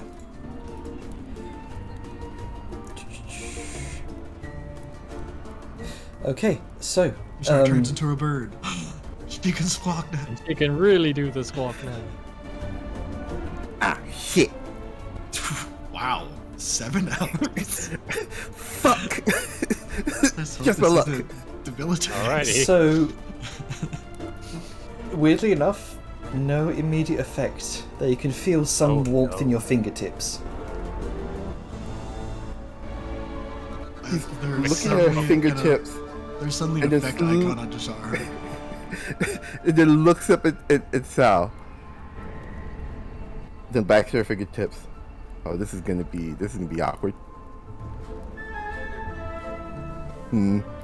just hold her hand in her sleeves. Okay. Well, What happened? What did it do? She slowly brings up her hand and just points with her finger to, let's say, one of the shot glasses. Just think one of the shot glasses have alcohol in it. Does any one of them have alcohol in it, at least? I'm sure there's shots on the table in preparation for. Yeah. There's a number of shot glasses full of rum. Okay, and so she's gonna see if I read this correctly. Is she just gonna light it on fire? Did she get pyromancy?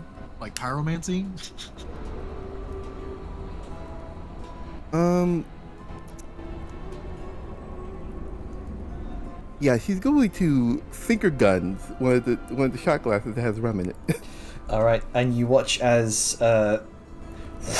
this flame appears at the tip of her finger, and the entire shot glass, this small column of flame erupts from it.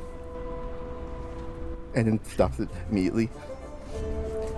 Wasn't It expecting this. immediately extinguished. well then, that is new. Just gives He's just like, gives Sal a side eye. I like this. Though I don't know how long this is gonna last though. This might be problematic. maybe it just be me, but we think that's a bad power for someone who might get outrageously drunk to have. Y'all laughed when I said the town was gonna blow up. Well, these are just no finger guns until tomorrow. That's when she just mumbles and just puts her hand in her sleeve. Fair point. I thought she's gonna just finger guns tell Ollie like, gotcha. It's like, oh, God, That did cross her mind. That did cross her mind. Not She's drunk like, yet. Yeah. Not drunk yet. Like, nah, not gonna do that. Not yet. Not enough. All right, so I guess. Deja, now it'll be your turn. Alright, Talali. What's it there? Truth. Alright.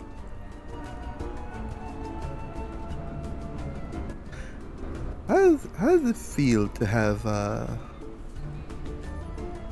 Bazala always beside you?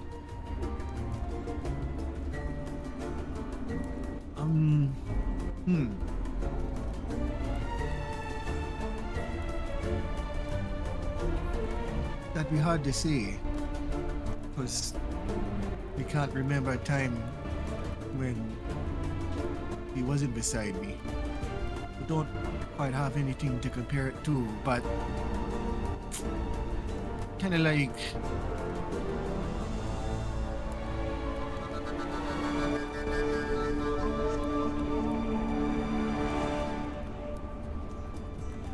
you just kind of like,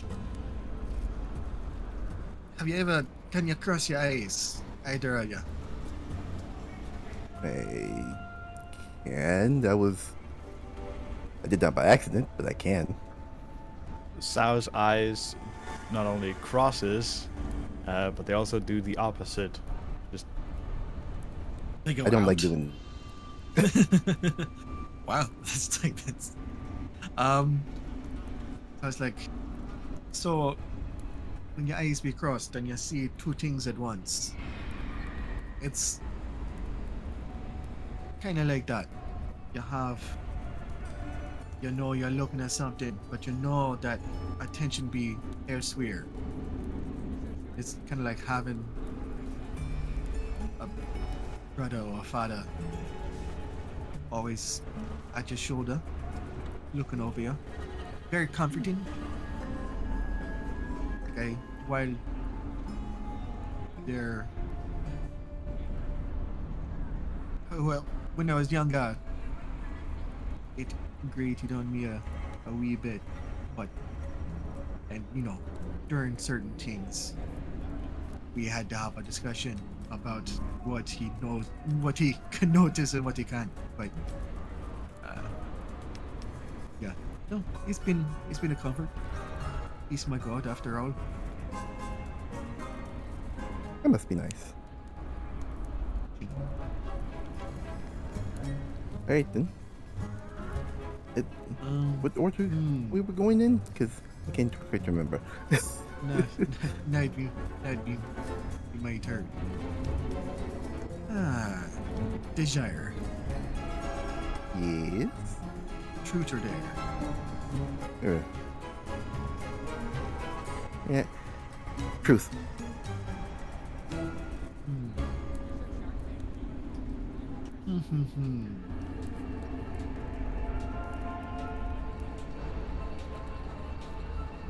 What is your most embarrassing memory? Oh. Just a look of just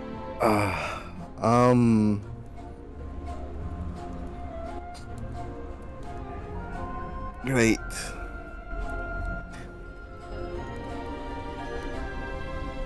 This was back in Dune Hollow in Mainland.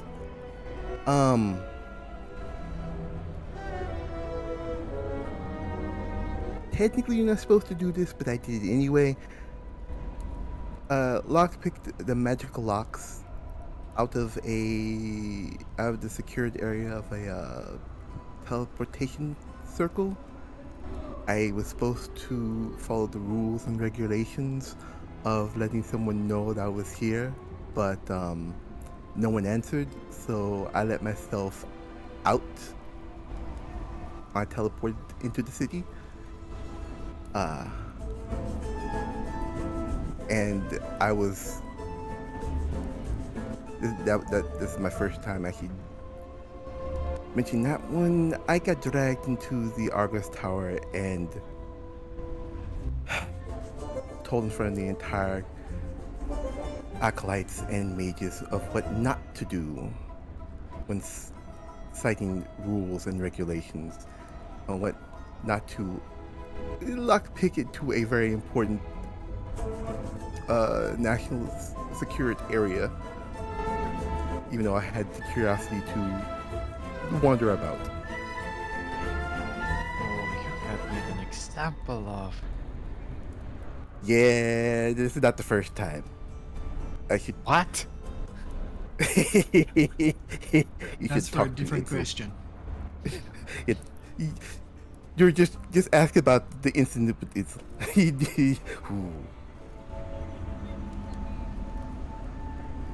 Alright. Me be satisfied. So, your turn. Alright. So, No, shh. Tisha, you haven't even drunk anything yet. Oh, it's Sal's turn to ask one of us. oh. Okay. Let's see. Halali. Truth or dare? Dear.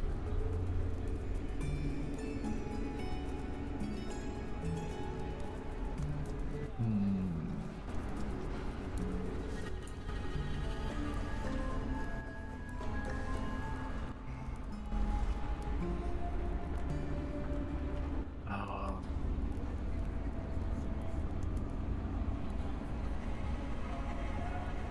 I dare you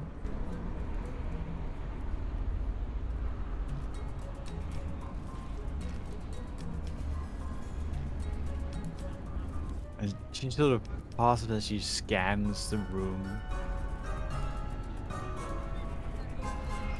Looks over to the ever bony innkeeper.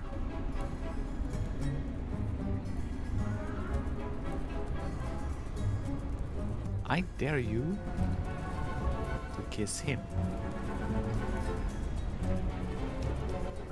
Let's go up. You dare me to kick that stick. Why not?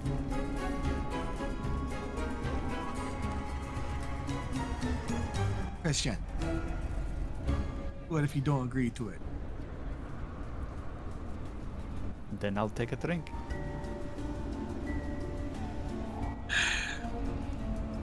Alright, Mitro's there.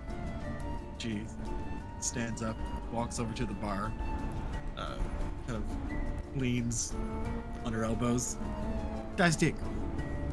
You see him kind of wiping away one of these hardened ceramic jugs, and he turns around to you, bones creaking.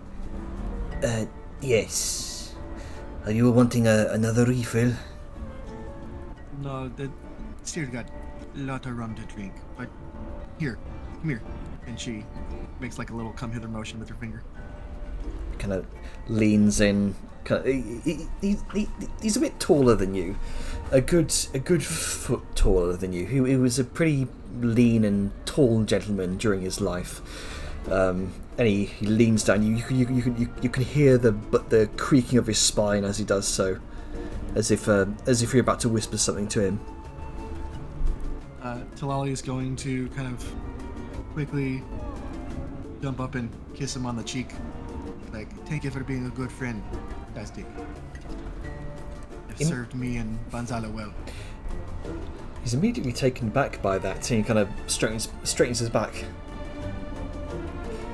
If you could see Bones blush, he would be, but yeah, there's no skin there to flush red. But you gather what's your insight? Well, apparently right now I'm at a disadvantage. Yeah. My passive would be 24, but it's 19 right now. Okay. Well, I mean, even with a 19, you could see he's a little bit flummoxed. You could see he's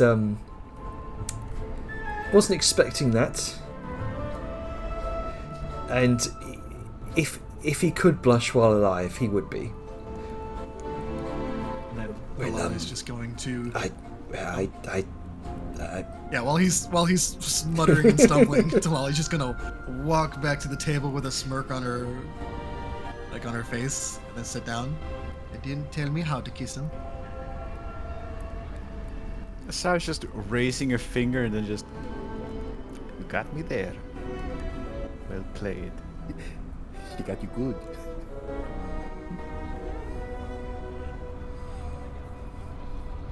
And Tastic immediately goes back to scrubbing the cups. Rogan himself busy work. Yeah, now Talali looks back and does like, okay, Desha, now it's your turn to ask one of us. Okay.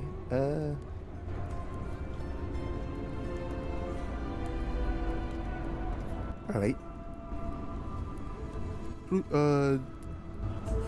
Now, truth or dare?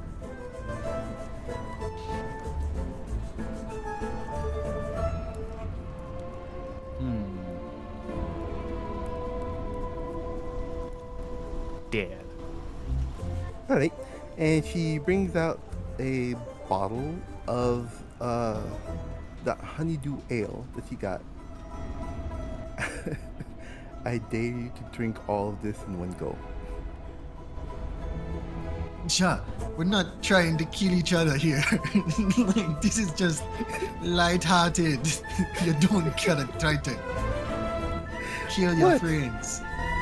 You're not killing the. Oh, wait. You're not like me. Damn it.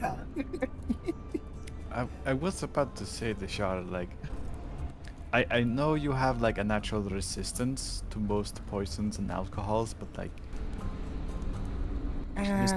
gestures between herself and Talali, we do not. Well, I don't know about you because living God and such, but Holy shrugs.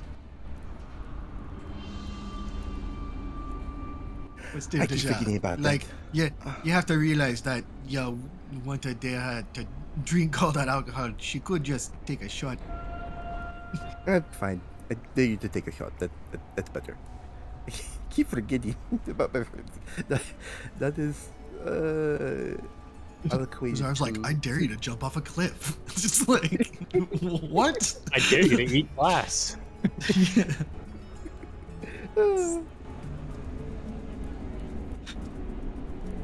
Okay, can you bring out a ball together and put it on the door to the ground of the Honeydew Dale? Way ahead of you. We're on the ground.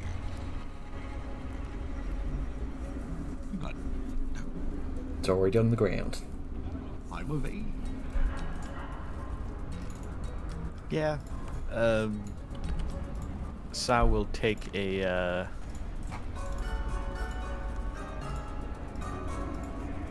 shot of this. Let's see.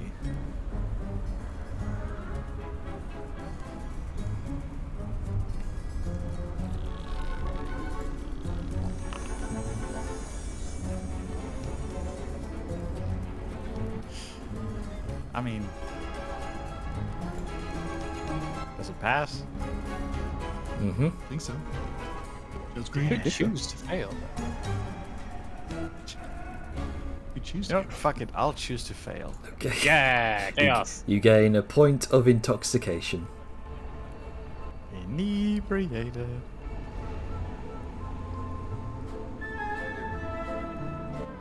Alright.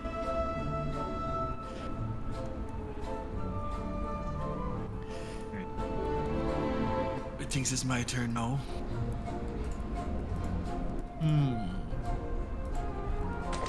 Good job. Oh. Damn, Sam. Yeah, so, déjà, true to dare. Alright, truth.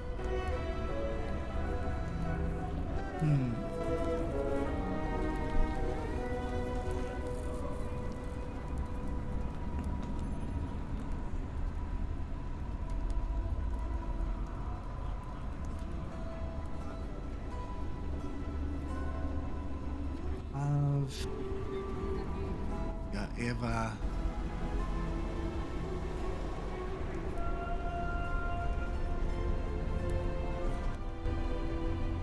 Do you have a crush on anyone in the party? Sal just shoots Talali a pair of rather big, sudden eyes of, well then. Oh, wow. Was not expecting that type of question. You can always dream. She's eyeing that rum. You know what? Fuck it.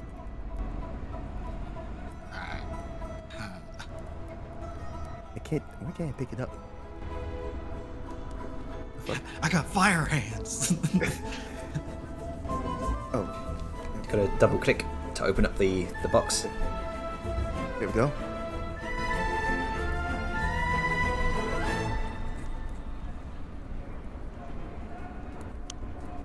There we go.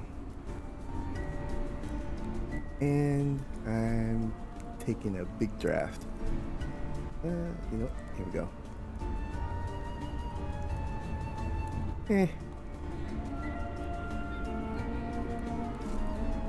Remember, you have advantage on these. Oh right, I forgot about that. Remember, you can also choose to fail them. Literal She devil and already- angel on your shoulder. She already moment. passed. Like, she already passed. I think she's fine. I know. It's just funny. You go one side is like you have advantage, the other side fail on purpose. I mean, It's the Dark Hermit. I should follow how my character would respond. What if you fuck up just for fun? What if it's funny? Yeah, you pass. No issue. Yeah, It's, just take- it's rum. Yeah, you take the draft. Gonna need the stronger stuff if you wanna get drunk. Oh, that's later on. A little bit later on. Savage just giving Deshar sort of side eye, like, you didn't answer, but you did kind of answer kind of look. Yeah, it's not looking her in the eye like, I don't know what you're talking about.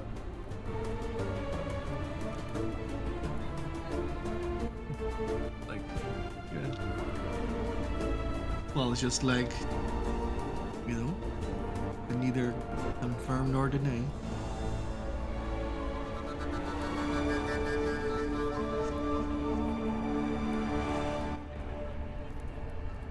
I suppose So- that makes it my turn.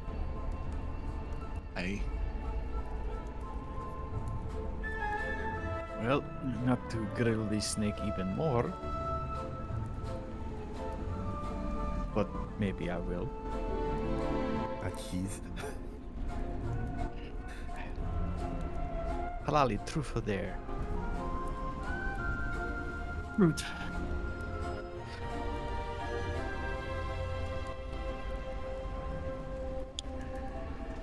Hmm.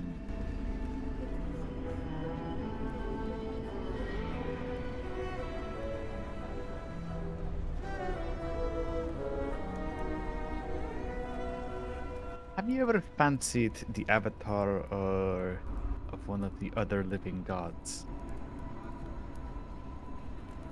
Well, it just shakes her head. No. Not even a little bit? They were there when I grew up. They're like siblings. You know what? Fair answer. You will say though, if you are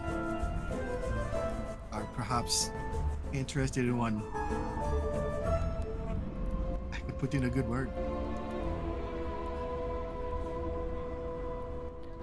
I think I am quite fine. But You just saying, tempting offer. if Tachan, he'll be a bit older, but he's still a good-looking man. Hmm.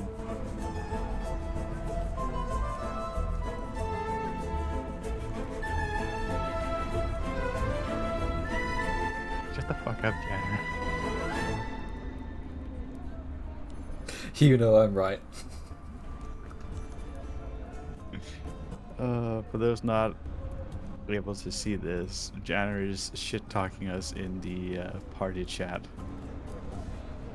Oh, the Bechtel says. Uh,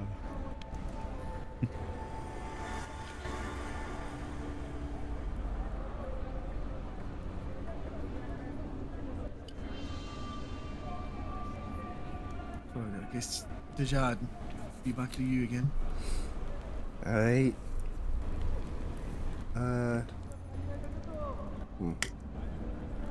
Foul. yes?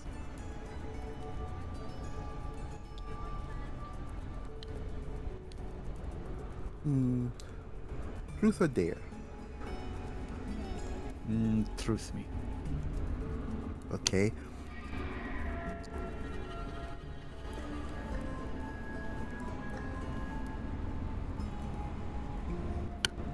If you had not came here, what would you be doing over there in your homeland? Now just pauses for a moment, looks at Deshar, and with a slow turn over to Talali, then turns back to Deshar. I would be dead. And then she just sort of she can't keep the mask up. She sort of tries to muffle her own laugh. No, I get the question.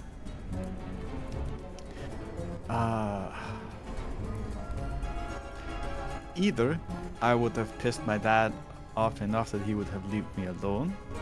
Unlikely, but maybe. Or I'd probably end up married off to some other family. Nah, it's more cultural reasons. Me being the only daughter makes me, well,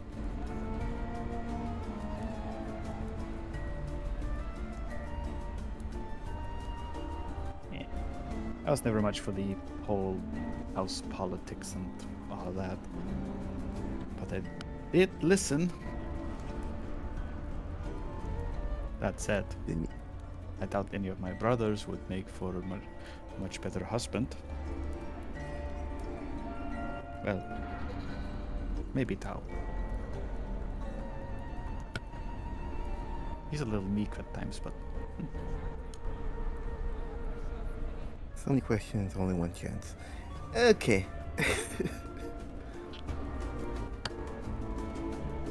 Right.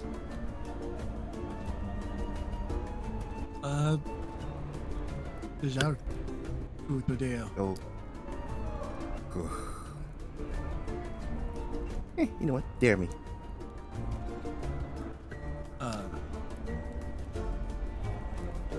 Talali's going to grab one of those scorpion peppers, and then she's going to pull out, like, he has a little kit, like she pulls out a little kit from her bag of holding.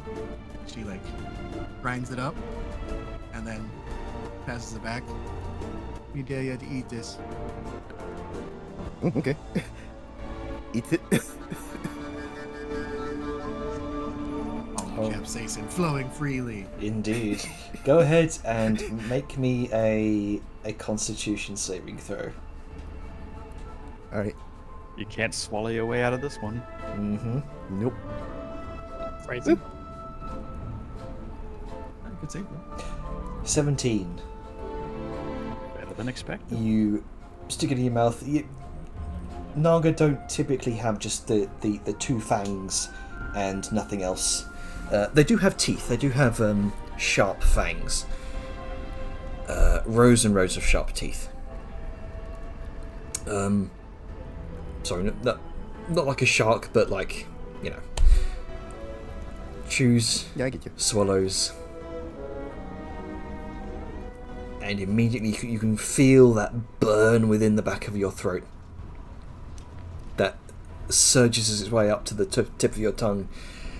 You stare Talali straight into the eyes, and you hold firm.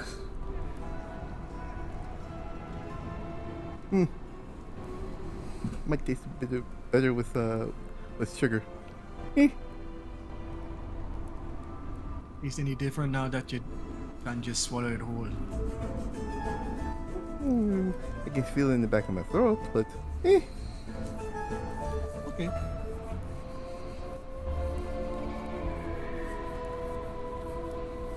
So, back to you.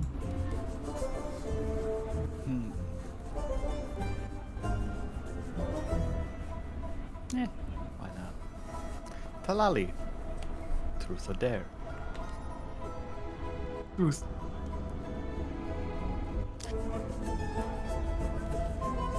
Have you ever fallen asleep during a parade or other celebration to Bansala?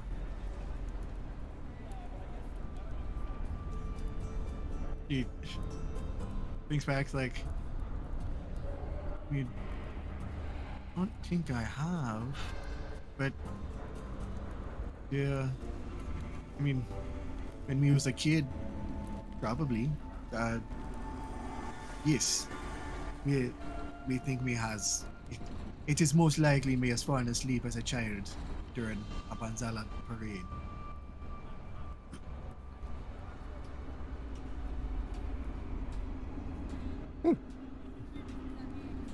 Well, Or celebration. That is quite funny to think about, actually. She shrugs. Kids be kids. No, it's not the dog kid thing. It's you being the vessel for Bansala, and you fell asleep during a celebration to him. It's a little funny. It'd be fine. Me eyes don't need be open for him to see. Plus, not like they can't hear. Is that a million of them? We can do without one.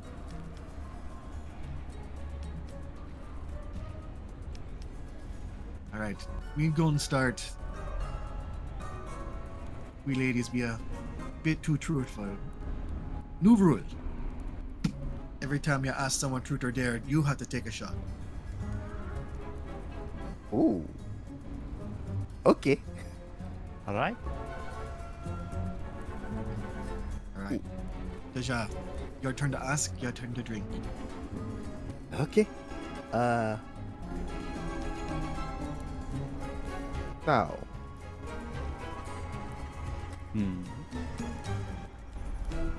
Yeah.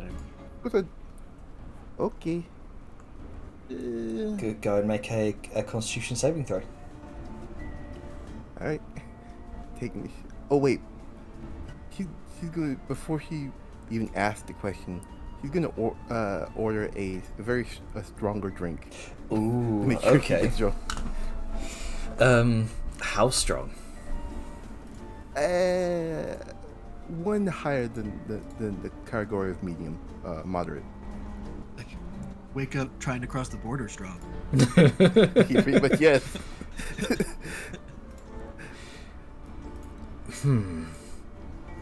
I think I do have something in the back. We've not opened it for quite a while. Tastic kind of clacks his way over to the back room, trying to fish out something more appropriate. Well, while he's getting that, I dare you to. You happen to have the alter self spell right now?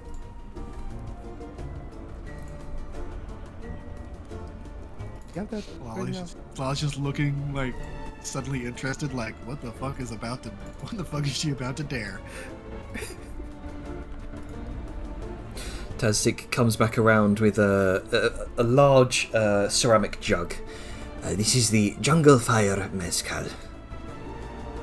Ooh, I've been wanting to try that. Anyway, if you have that spell, Val, I dare you to alter self into a female version of Angus and try you doing his best impression. Badly. Best worst impression. Go ahead, make Sarah your. just sort of So before you continue, go ahead and make your con save. Alright. Okay. Pass with no issue.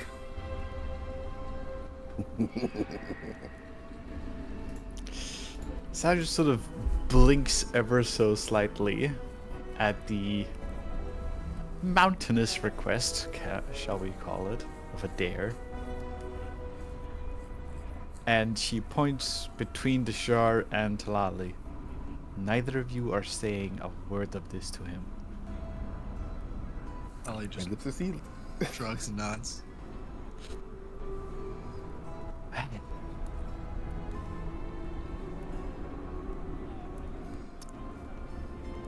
And Deja, just for future reference, you need to stop trying to combine 2 days together. Oh, I'm sorry. Okay.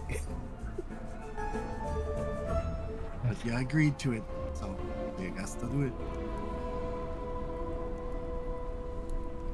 The Sayun. And for a moment, Sao just sort of looks to steady and focus. Her skin turns more peachy. Her hair recedes back. Sideburns grow out longer. She gets shorter. Quite a bit. And because we already have seen a female version of Angus before,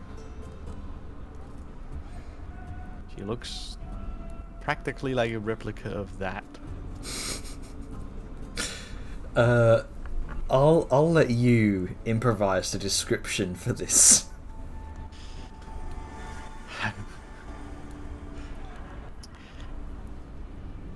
You know what? Fine.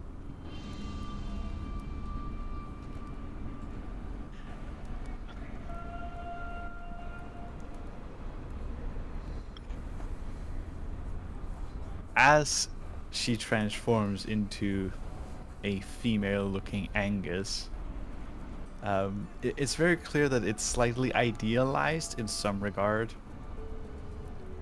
Sideburns are more lush. The hair is a little receding, but still there. And it is as ginger red as one would imagine Angus to be. Though, in her, like, focus, there's still hints of her little tusks as she begins to speak. Go on, do your best Scottish accent. Let's hear it.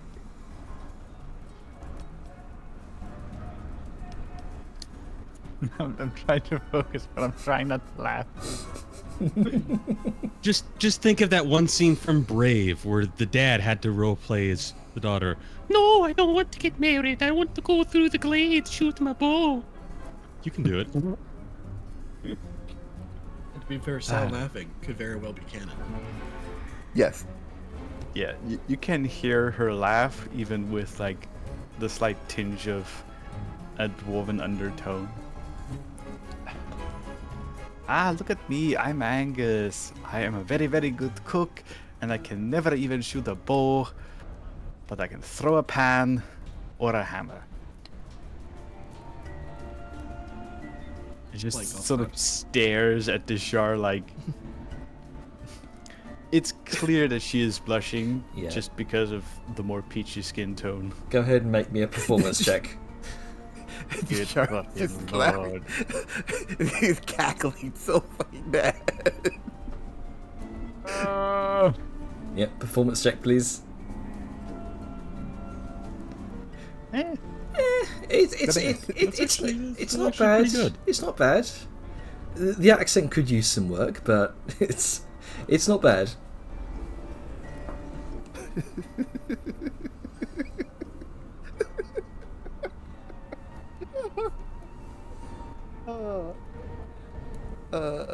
That'd be a good one.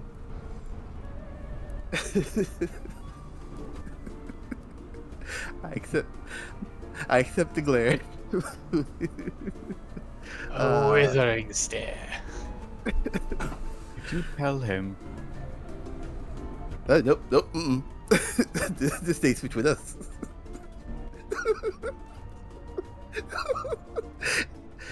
And every time I see you with him, I'll just fucking cackle. You know why?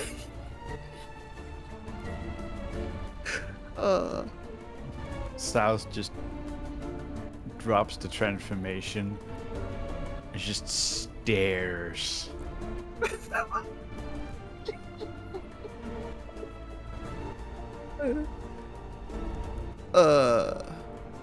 I need this.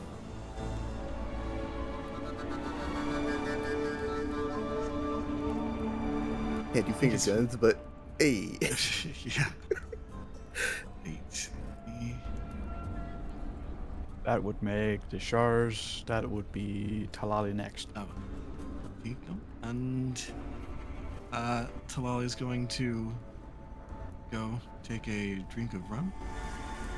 Oh wait, I have rum. Rum or the Jungle Fire Mezcal. You've got two options here for you. Dejara wanted something stronger. Okay.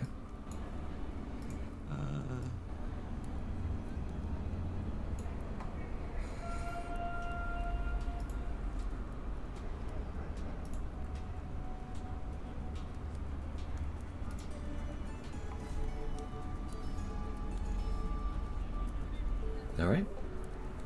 Look at you nerds defeating all. Yeah.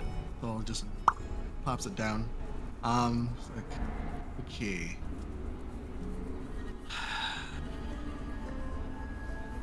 Well, I was gonna look at the jar. Oh. Futadea. Hey, you know what? Truth.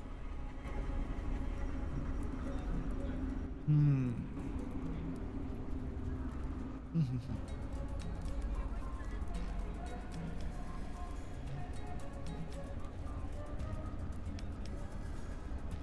Let's see.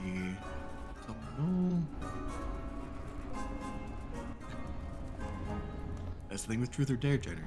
You have to choose. I know. Let's see. Truth.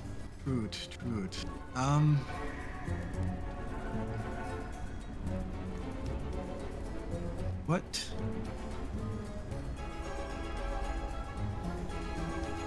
Let's see. So it's not, what do you think is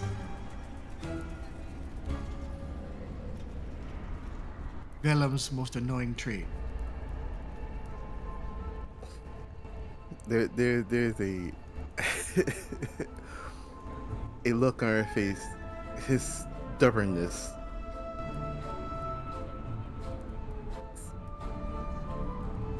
Not wanting to. I think. Yeah, stubbornness, not wanting to explore things that's not in his wheelhouse, I guess? I think that's the best. He always sticks to what he knows. Never venturing out. A little annoying.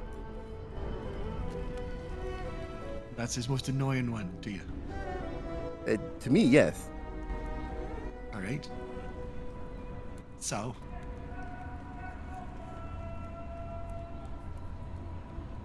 He sort of raises a finger, points to Talali, and then right over to the Shar. Oh, Truth or I dare. see what this is. Alright, okay, dare me.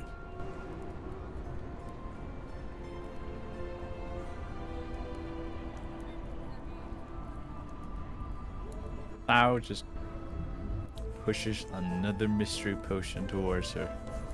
Yes. Yes. Sal also needs to take her shot. Yep. Mm-hmm. Are you doing the rum or the jungle fire mezcal? Rum. All right. Let me go ahead and ping that saving throw. There you go.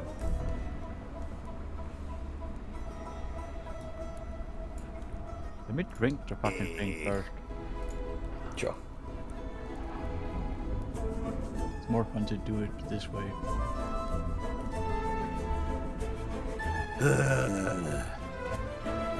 He drinks it.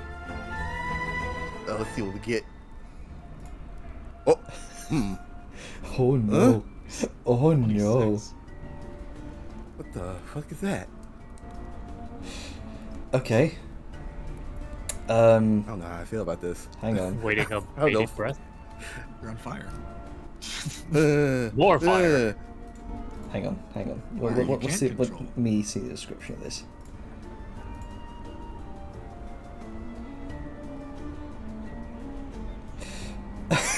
Okay.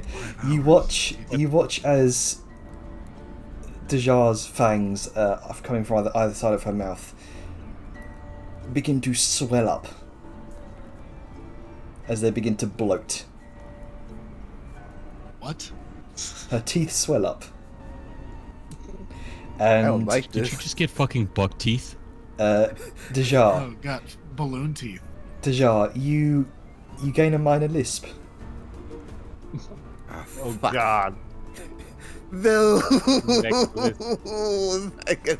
Fuck. She already has a hiss. Now she's got a hiss and a lisp. This sucks.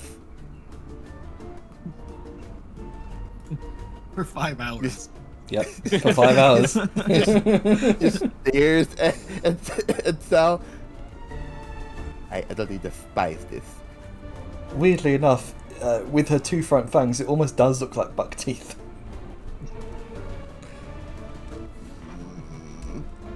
Just like these two pale white grapes in her mouth. Jeez, that's like I Horrified. feel like that's Utterly body horrified. shit.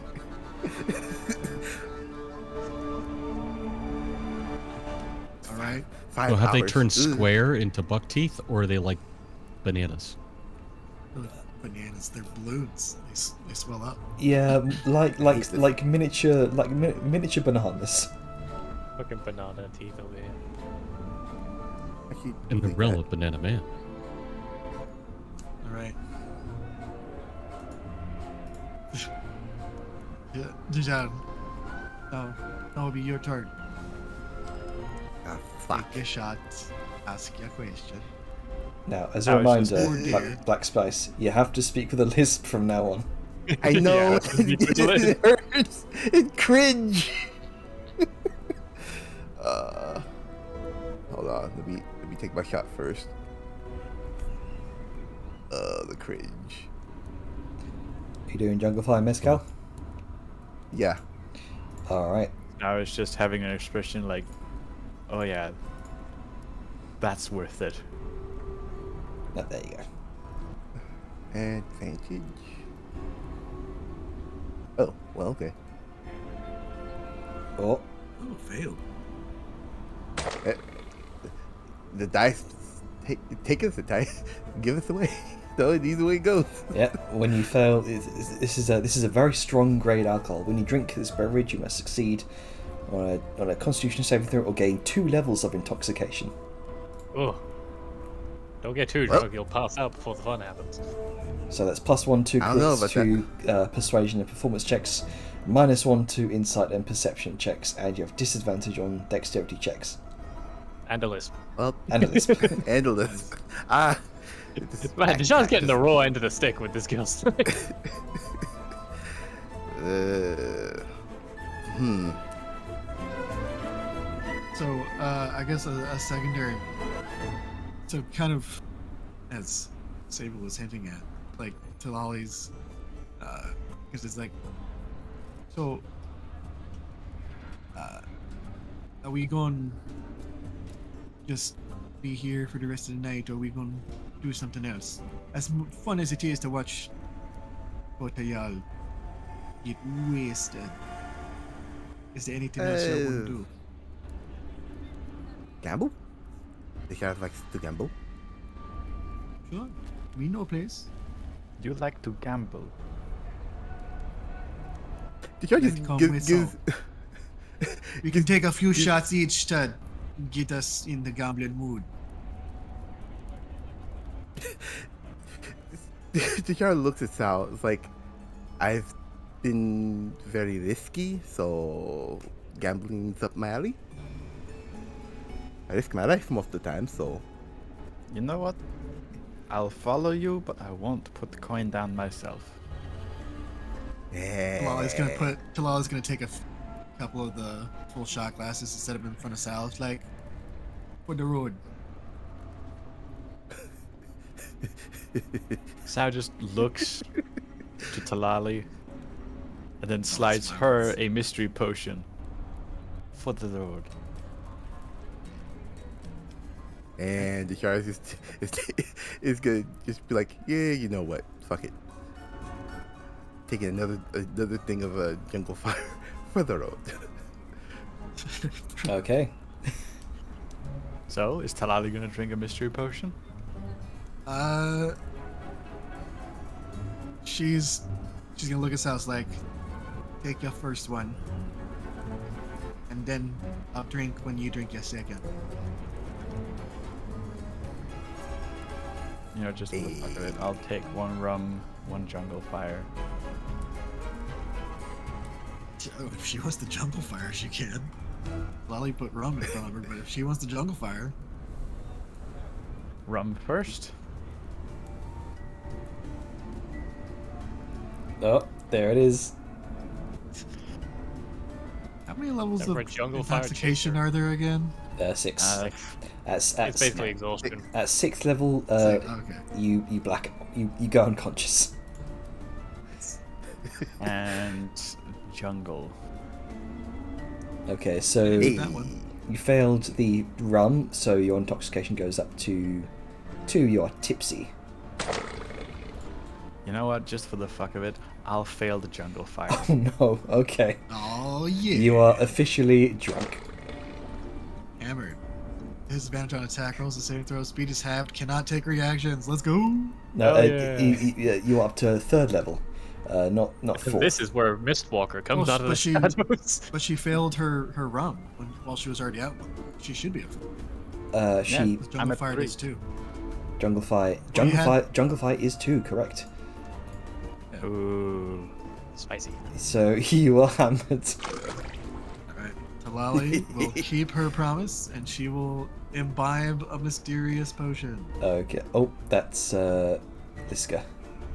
God damn it.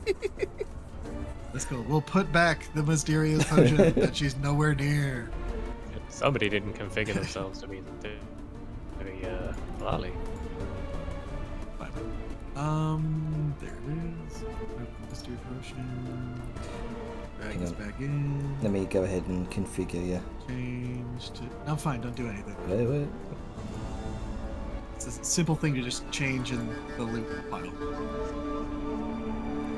There you go. Yep. We're grown people, Janner. We can fix our own mistakes. We got this. We got this. We may be Maverick Cats, but we got this. It's interesting. I didn't have Talali as a character. Do.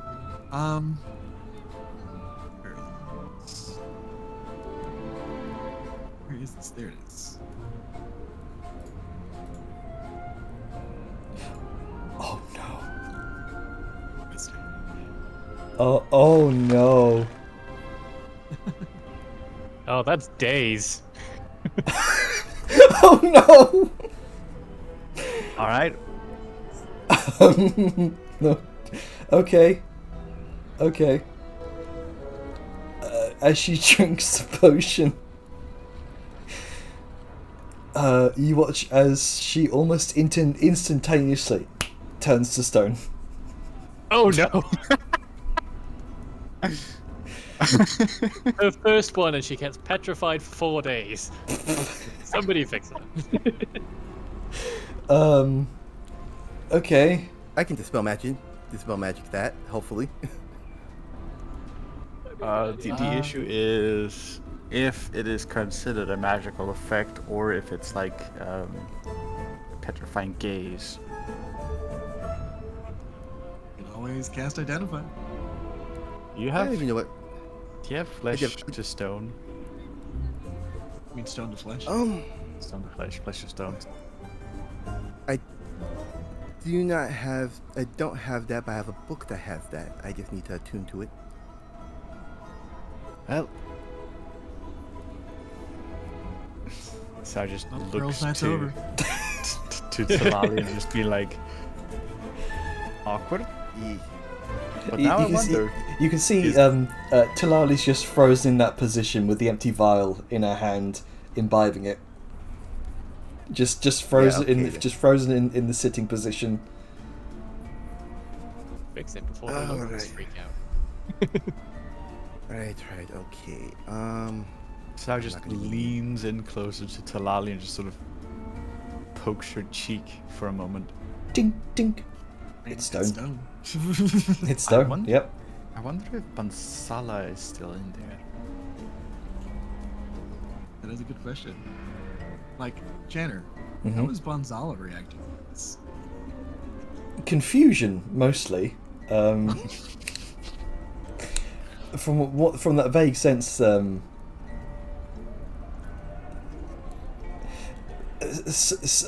What I will say, something is going to have to be done about this soon, before Yeah. Papa comes to the rescue. Yeah, I got this. I'm attuning to the alchemical component book that has Celestial Stone. By Okay. the way, Janner. Just gonna chill for an hour? Pretty much.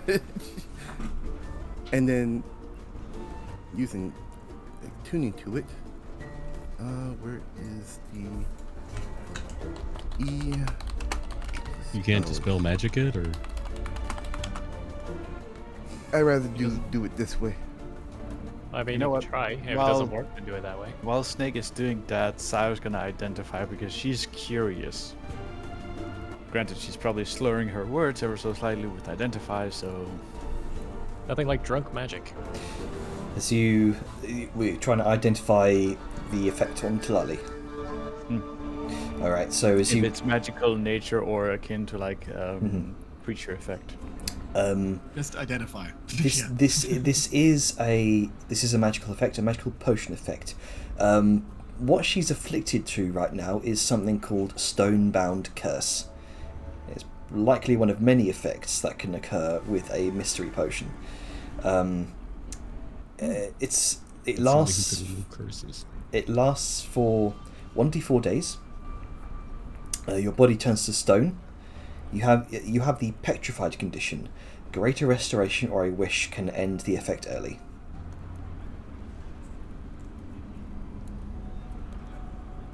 Great restoration.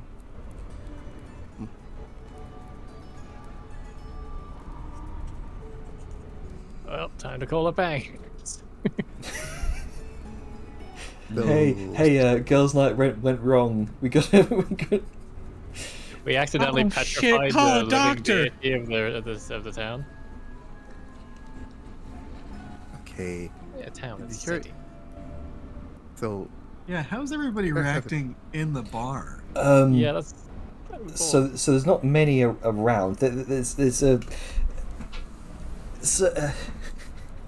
Tastic initially seems a bit distracted, but as soon as you're kind of weaving the the identify spell, he hears that sort of vocal component around, and he comes out of the back to see what's going on. What has happened? Why is Tilali stone? Sao just turns and, well, clearly inebriated. He drank a potion. What kind of potion turns you to... You know what? Sao holds mystery up one. potion? Sao holds up a mystery potion.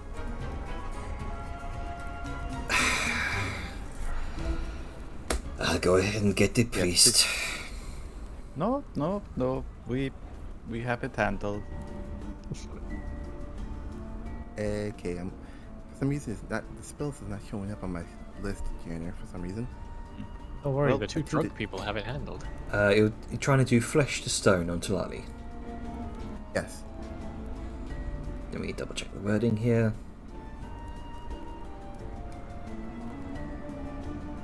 Okay, so flesh to stone doesn't turn stone to flesh. You want As- stone to flesh. It's stone to flesh. Stone to flesh. Oh no, Stone to Flesh is in 5th edition. That's a Not point. what It is. That was Pathfinder. Mm-hmm. To specifically counter Flesh to Stone. Mm-hmm. Yeah, I'm thinking of the D&D arcade game. That's what I'm thinking of. Yeah, flesh to stone, as in the name, does not turn stone to flesh. It turns to flesh to stone. Tilali is There already goes an hour. Tilali is already stone. But thanks to Sayun's identify spell, you now know how to get rid of this effect. So I can cast a spell magic on it, right? You need greater restoration. Or wish. Or a Wish spell. Well, we don't have wish, and I'm gonna be honest, I wouldn't use it on that. All right, guys, we're going on an adventure. We need to find a wish spell. Why? Don't ask questions. Only you knew somebody who had greater restoration. Yeah, I did say could go to Angus. Yeah, we might need dwarven help at this point. Yep. All right. So everything's I mean, above board. Taz- I had none of my spells prepared, but everything was a level 2. Something's up with his sheet, so it'll say his spells aren't prepared, and I have to cast them. But I'm Yeah, not gonna fuck around with that too much. Hey, Yeah. I hadn't prepared Alter Self either, so We're having fun here. Yeah. Yeah. We're You know, having petrifying your fun. friends. all right. Was not expecting that. Are you sure you don't need me to get a priest? No, we know someone who can help us with this. Well, he is technically a priest. Yes. Way to reassure the guy. Don't worry, we know a technical priest. Well, You have just petrified the avatar of Vanzala. technically I she think- petrified herself, but semantics. Okay, enough yeah. with the technicality. We just need to fix this. All right, I'm hold going on, to get. I'll I'm going to go I'll- get a priest. call Angus. And Sao gets up and staggers out the inn to one, fresh air, as fresh as it is down here, and two, ping over the earring, except she's pinging everyone. Oh no. This includes Deshar. Is she close enough to ping Angus? You'd have to stumble through this district a bit to get a bit closer to the temple district, but you can. Does she realize? No. Fair enough. So she's just gonna be Dejar is the messaging only- Dejar. Yeah, you're just about to turn the sound and where did she? Oh shit! Hey, Angus. We may or may not have turned Banana Man's avatar into stone. It's at that point, as she gets into range, Angus, that you hear cutting into stone. What's this about stones? Yes, I know. We've talked about them before, but... Oh, wait. Sorry, could you say again? We were drinking Banana Man's avatar Right. turned to stone. Huh? How? Halali This is gonna pipe up is- since Sao is broadcasting this to everybody. Like, how did she turn to stone? Potion. She drank a potion that turned her Oh. into stone. Like when you gave me that potion that turned me into a lass. Yes. Exactly. Okay. Vellum Is chimes she in. all stone? All stone. I I'll poked her, get she my didn't move. masons, Kate. No, Vellum finally no, chimes in after all of that. I can't leave you lot alone for a second, can I? we need rest for it. You could just hear Sao is stumbling over her words. What bar are you at? Gilded bone. Boner. Something. The Gilded Boner. That's an indulgence bar, right? Okay. I'll see you soon. Thank you, honey. Love you. And Aw. oh, And she is already walking out of range back into the inn. and just cutting in and out. The love that mental Angus- equivalent of static. Angus is like, oh, this is annoying. Love you. Oh. I'd stay mad at Alright. you. Like, Well- no one else on the line. Just like, all right. Awkward. Sounds good. Yeah. Yeah. So there's Angus sitting in the tower on his stool next to his forge, and he looks over to the old man in his bag. Oh. Okay. Don't set anything on fire. I'll be back, I hope. I hope. And then he's gonna look over to Zerth. Something funny's going on. And possibly the good way. Do you want to go over to the Gilded Boner and go take a look? A lass turned into stone and I have to fix her. But I have a feeling in that place it won't be the only thing that's rock hard. Zerth He's been just hanging out kind with of Zerth like, too much. Oh my Zerth just kind of God. like tilts his head, like his fingers kind of stop on the strings. He's like, "You mean they're gilded bones?" The boulder place, hey. Oh my god. He shakes his head like, sure, of course, let us go. And he picks up, he looks back to the old man. Don't set anything on fire. I do not have any fire spells prepared. Okay. There's hot coals right there. You can have some soup. Oh, okay. He just looks Alright, goodbye. confused. He looks so confused Slam. as you make your way out of the tower, slam the door, and you begin rushing over to the He to does the a pilgrim's stunty district. power walk. He's got his mason's bags and his his reagent satchels and like prayer beads and like a harp, and he's got all this like fancy stuff as he's rattling down the way They're just gonna walk at a normal like a pace. maraca of magical good. Well, I have to walk fast to keep up with your strides, man. I know, well, that's the thing. I You're walking got fast like a for 2-foot urgency. pole, you Zerth got like just a has 4. I know, that's what I'm saying. Like, you're walking fast for urgency. Zerth's walking normal to keep pace with you. Well, part of me is walking fast just to keep pace with you going normal. And thus, it's a vicious cycle.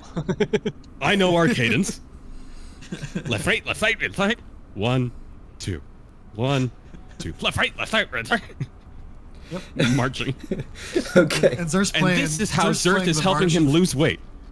Yeah, Zerth's playing March of the Elephants.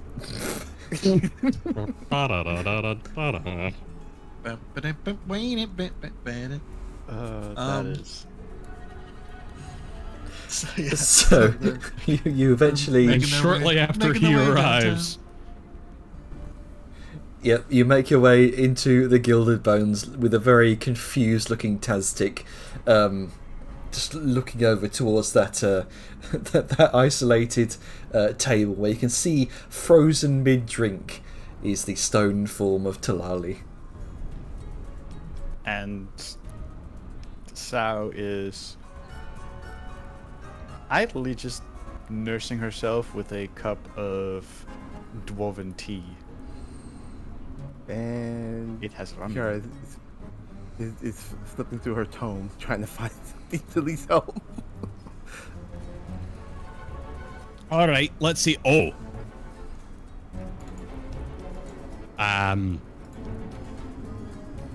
yeah, no, that's solid stone.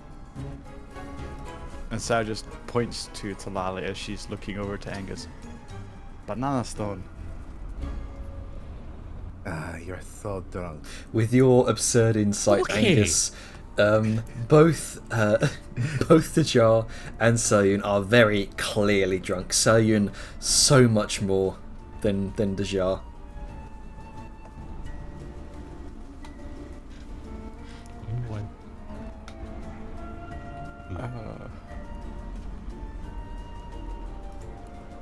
I'm going to inspect the type of stone that she has been turned into.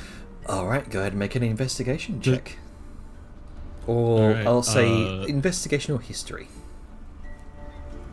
I'm trying to toggle my stone cutting. Oh, it's Um, already on you. Oh, okay, perfect. Baba Booey. Alright. This is quite clearly some sort of solid granite that she's been turned into. Oh, it's just granite. That's not. It's a hard stone. It's perfectly good. It may be a wee bit brittle, but you know, so long as you don't pull off a finger. All right. Well. And he kind of like cracks his knuckles. You can already see Sao is just sort of reaching for a strand of hair. The jar just smacks her hand. No. But it's not a finger. No. No touch. It's extremely lifelike. Very detailed. Well, actually, now that I look on it, he kind of like looks side to side, and he takes out the mason's toolkit that he got, and he takes out what seems to be like some type of oil, And then he takes out what seems to be almost like a hand drill, but instead of a drill bit, there's a circular pad at the end with a piece of cloth at it. Begins with this bottle of the oil. And he starts squirting at her.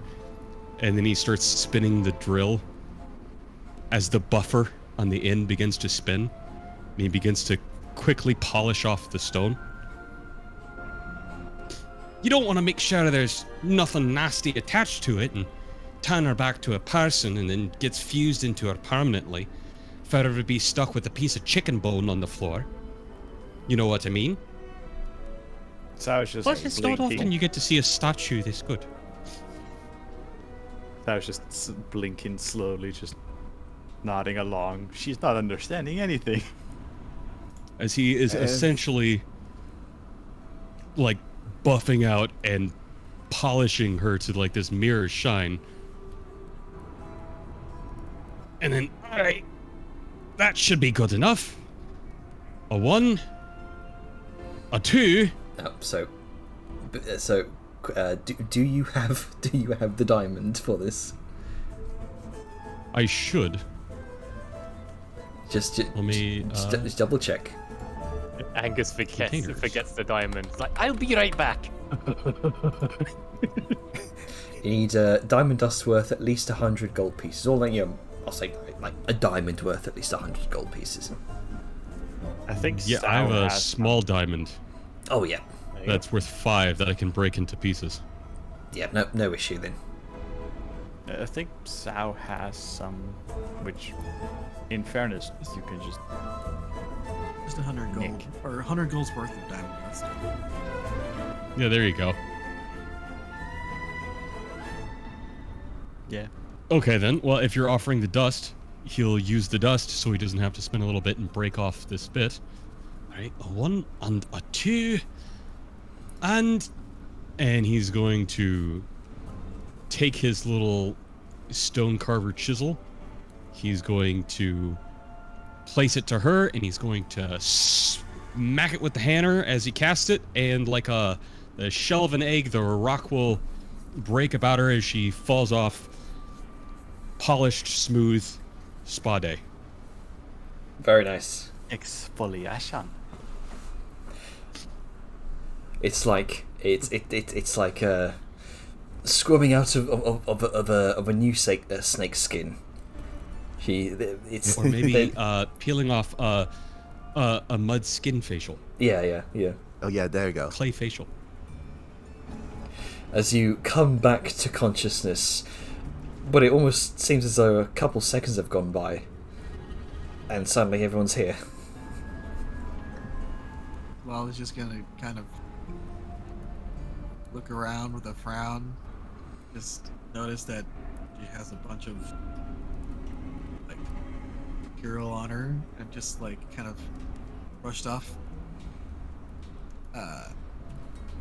What happened? Why suddenly everyone's standing around me? You were a statue. Yeah, you turned to stone.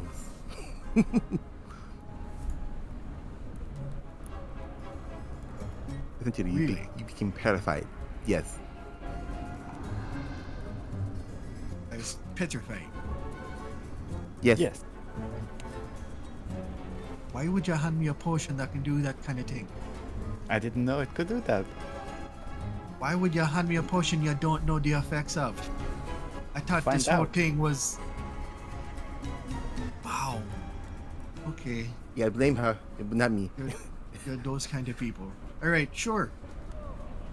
Listen, you made a very pretty statue. So you're saying That's I'm not- only pretty when I'm a statue? No, I I'm did just not. fucking with you. Yeah, no, I'm not drinking any more of your potions anymore. Let's stick to this. Just to stick to the alcohols. I feel much better with that. So I was just lifting her cup up and having a zip, and then just fair enough. Is she gonna do another one? Another shot? Yes, because she made dwarven tea. Yes, she spiked her own tea. Oh no. Okay, so spiking it with rum. Yeah, go ahead and do it. Another rum check. Oh my goodness. Hell yeah. Well, he might be blacked out before Jahar will. Yeah. Ooh, just about.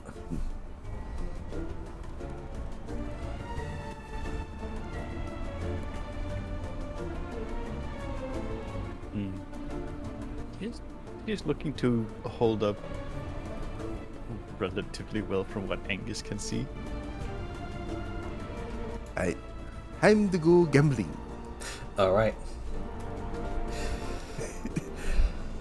Jahar states. And she's swaying back and forth like a cobra. Just Mhm. like, Zerth plays that. Surf this like active background music. Yeah. He's a bard. What else are you gonna do? So This exact thing. So Twali's gonna kind of look at Angus and Zerth now that they're there.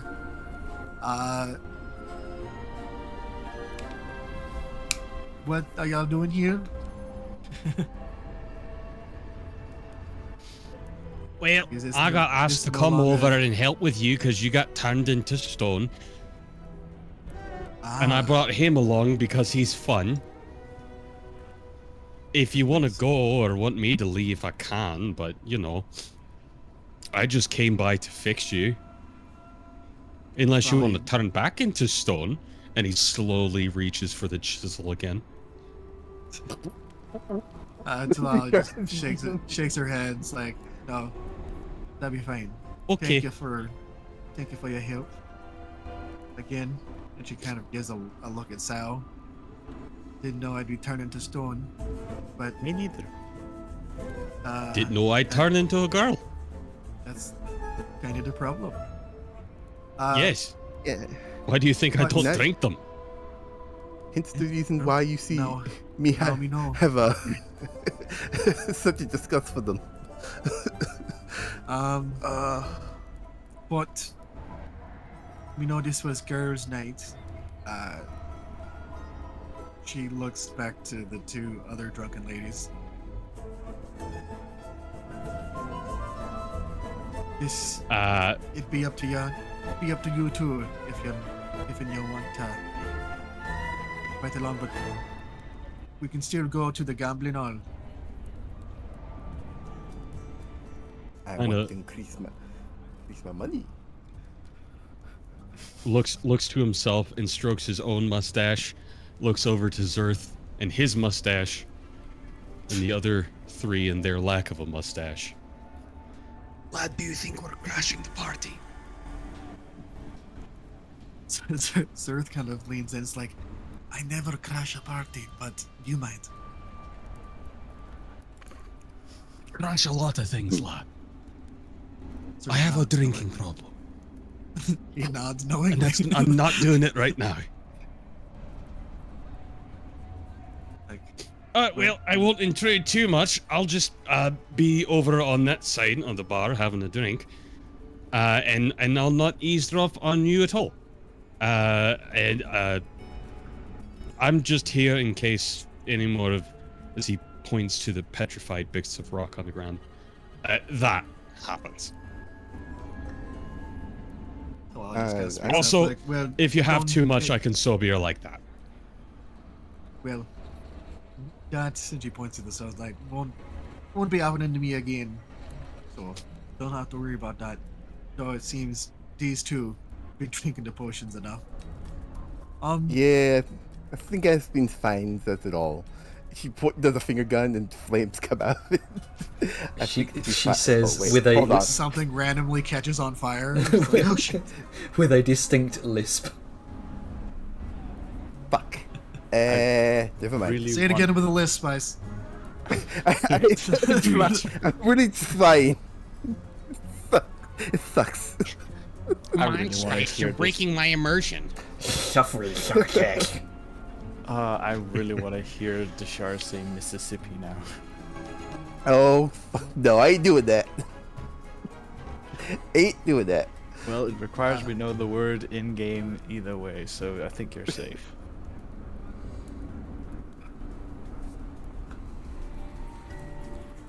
So, Lolly looks at Sal like at Dejar. It's just like, oh man, like Dejar, you don't seem as drunk you could be here. Like, have this Miss is sippy cup. I'm just kidding. Like, sip this? No. And so it's like, I can lead you to the place if you want to throw some bones, gambling, and to like. I Or want to. we could just stay here and drink. Nah, I want to do some gambling. I want to do some Sure. gambling. All right. Follow me then, and she's going to pick up the rum and bring it with her. And I guess let's see, who pulled out the honeydew ale? Was that Dejar? Honeydew spice ale?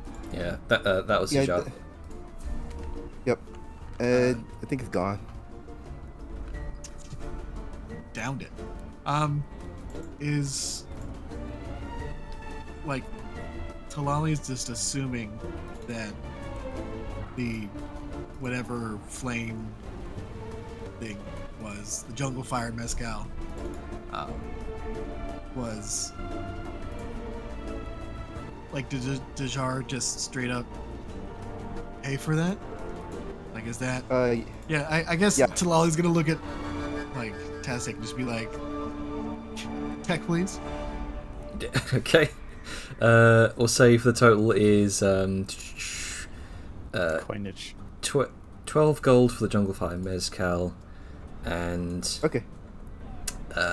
1 gold for the rum. Deducting 12. So total of 13 gold. It's Talali will. Since she ordered the rum, she will pay for it. All right. There we go. Alright. And time to head on out. All right. So, making your way through the. This would be the. Yeah, the Pilgrims District. It's a short distance away from where you are, until you find this nook, located in a large hollow in the cave, where a bunch of crowds are gathered around. You can see seating areas filled with laughing patrons, eating snacks. You can see more shaded seating areas, and eventually you follow the crowds until you find this large archway, bored and carved deep into the stone, that opens up to an enormous busy thoroughfare here during the evening. You can hear crowds laughing, talking with each other. This enormous hall, littered with all sorts of tables and other seating areas.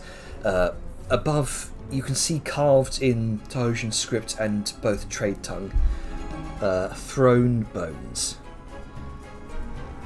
Question, Jane. Nice. The layout of the city, would this have crossed the mercantile district at any point? I would imagine so. Why is that? No, I just like the idea of Vellum going about mercantile business and then sees these fucking drunkards wobbling down the road. Go, make a perception check. Sure, why not? I mean, it's not like Sarah's E. being quiet. I mean, I have a passive of something. What is your passive? 16. 16. I would probably say you're a bit too busy with your mercantile business to notice, Well. but you do gather there's probably some shenanigans happening with what you heard over the earring. as Vellum said to Angus, if I see fire in the distance, I'll probably come help. Yeah. It's you can go you can join them if you so wish. That's entirely up to you. It's girls' night. Don't want to intrude. Funny as it would be. I plan to be the victim of the shenanigans, not a part of it. Don't worry. Someone's happen about to be a soon enough. victim. You can see various servers serving these obsidian cupped drinks to various tables around the area. You do also catch a glimpse of one or two of them are actually skeletal in nature, adorned with all sorts of beaded jewellery across their bones, draped in these ceremonial robes. Feathers attached to their skulls. There's not many of them, but you do spot the occasional one. Probably unique to this area. You can see ornate gilded carvings in the walls depicting various games of chance, stylized depictions of the god of death himself rolling the bones, rolling the dice, so to speak.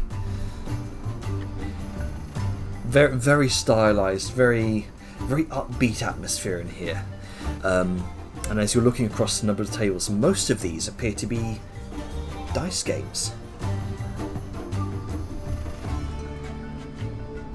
For a god of death, he sure likes chance. Maybe two well. different dates. So, I'll say there's a couple of games you can play here for the sake of brevity. One would be Descent, which is where you roll a D100 between one opponent and another. For example, if I were to roll, say, 1D100. Next person has to roll a 1d66. Then the person after that has to roll a 1d25. The first person. This is the person at 1. Yep. The first person to roll a 1 loses. There's also Hand of Fate, which is a 50 gold piece buy-in. Player rolls a d12, keeps their roll secret. Each player has the chance to raise the bet, call the bet, or fold. This continues until all bets are equal. A d12 is then rolled, which all players can see. Each player has a second chance to raise, call or fold. A second and final d12 is rolled, and each player gets one last chance to raise, call or fold. Once all bets are equal, all dice are revealed. The player with the highest combined total of their die and the public dice wins 80% of the pot, 20% going to the casino, of course. Ties split the 80%. I'll go ahead and post those rules in the chat there. I'm gonna You know wager what? the snake want to play some Descent. Nah. I want the Hand of Fate. It's the one with the more complicated rules. Of course. There's also one called Jip, which is a bit simpler.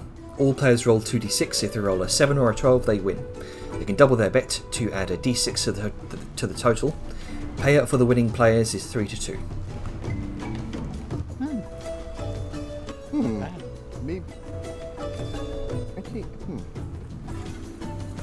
Your money.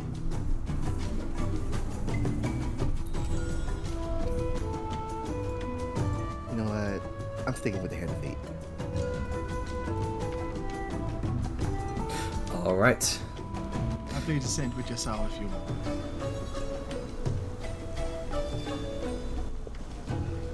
No, I'm not much for gambling with coinage. How Sour about six shots? How about billions. shots then? You know what? Deal. All right. Should we start with Descent first then? Sure. Let the snake lose. Or win. I know All right. something's gonna happen either way. So you can do multiple rounds because this is a pretty short game. How many rounds are you going for? Be careful. Yeah, let's go with 2. 2 rounds. Okay. So, as you set up in a small sort of independent area, but where individuals don't play against the house, they do play against each other. Various friends and companions playing friendly game of dice between each other here. It's in the main thoroughfare where you start playing against the house here. Who wants to do the first roll? I'll do the first roll. So, did I roll exactly? You roll 1d100. Well, no. Dejar's doing Hand of Fate. Oh, Deja, Oh, right. right. Gotcha. Okay. So, D12, okay. okay, so it's a 50 gold buy-in. Right, 50 gold. He rolls 1d12, keeps the roll secret. Okay, go ahead and roll 1d12. Okay.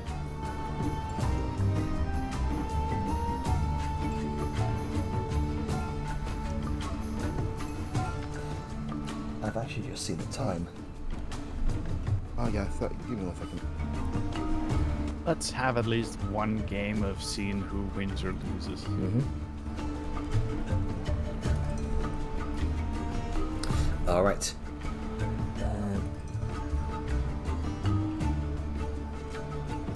Okay, so there's two other players here. I'll say for the sake of brevity, one of them's going to roll this. Second one's going to play this. And let's see. One of them's going to raise the bet to 100 gold total.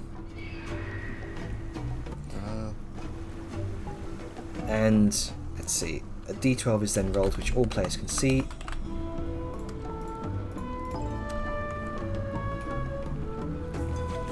You have a chance to actually. Hang on, no.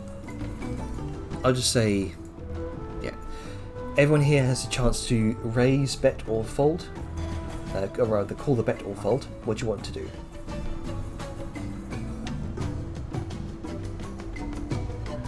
Let's see.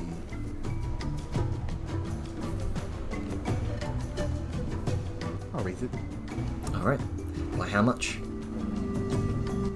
Let's do 150. Okay, so a total of 150. Well, no. So, if Dejar's raising 150, it becomes a total of 250. Gotcha. Because you have to meet the raise first and then raise. Look, I'm not a gambler. I don't know how these things work. No, it's fine. It's understandable. It's like, so, Dejar, there's, right now, you're 50 under. You want to raise 150, so you're putting 200 on the table. Yes. So now, the next person has to, if they wish to call, put 200 down. Okay.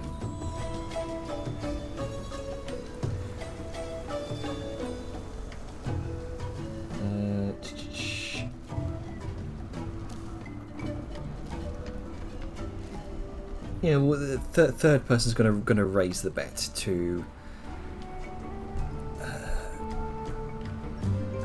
by 50. So I've got a total of 250 now.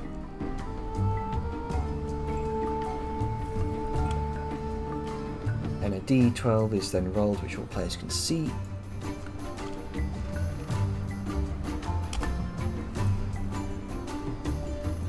Each player has a second chance to raise, call, or fold. A second and final d12 is rolled, and each player gets one last chance to raise, call, or fold. Once all bets are equal, all dice are revealed.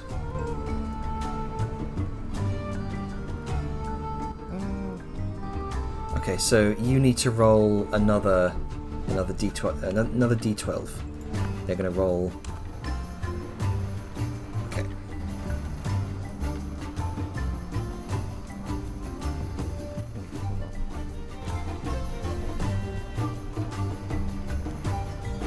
So yeah, all players need to see that. Oh yeah, there you go. Okay, so 7, 7, and 2.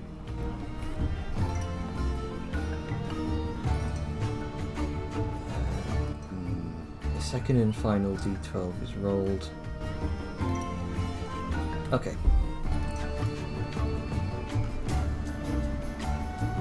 Yes, see, this is why I don't tend to make rules for dice games. I tend to keep it simple. All right. We can hash it out. Yeah. Later.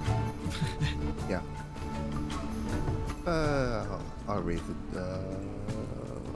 100. Okay, so now a total of 350. What's worse than a gambler? An adventurer that gambles. That's true, because the adventures tend to have deeper pockets. A gambler But that quits one final play before they make it big. Yeah, it should be 400 to each. oh, 400 to each. Uh, Yeah, I'd say one of them's going to drop out at that point. So how much I put in? So right now you're down 400. The pot is sitting at, let's see, if they all called. No, well, one of them's going to drop out. Well, but that was just this now 50 gold raise. So the pot prior was 4, so it's 12. See, 400, so it's 1200. And then with the 50 on top, so it's 1250. Guy folds, so it's 50 gold to the next guy. He can call, hold, or raise. Yeah, I appreciate your help here, Avon. That's all right. So how much gold I add in there? That's the only thing. So right now you're 450 down. Okay then. remember, kids, gambling's bad And complicated. unless you win. So this other guy, the guy that's left, can call for 50. He can hold or he can raise. He's going to call for 50, I think. Okay. And that should nullify the gambling. Or nullify the bets. Now it's you show your dice. Okay.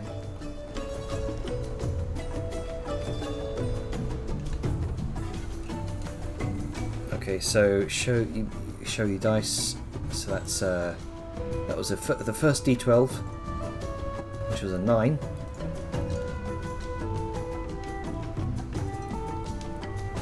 So you rolled a 9 and a 2. The second guy's going to reveal his dice.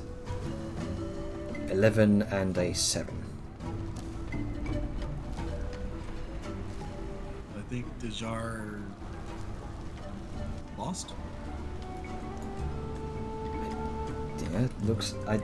Yeah, it looks like Dejar lost out on how much was that?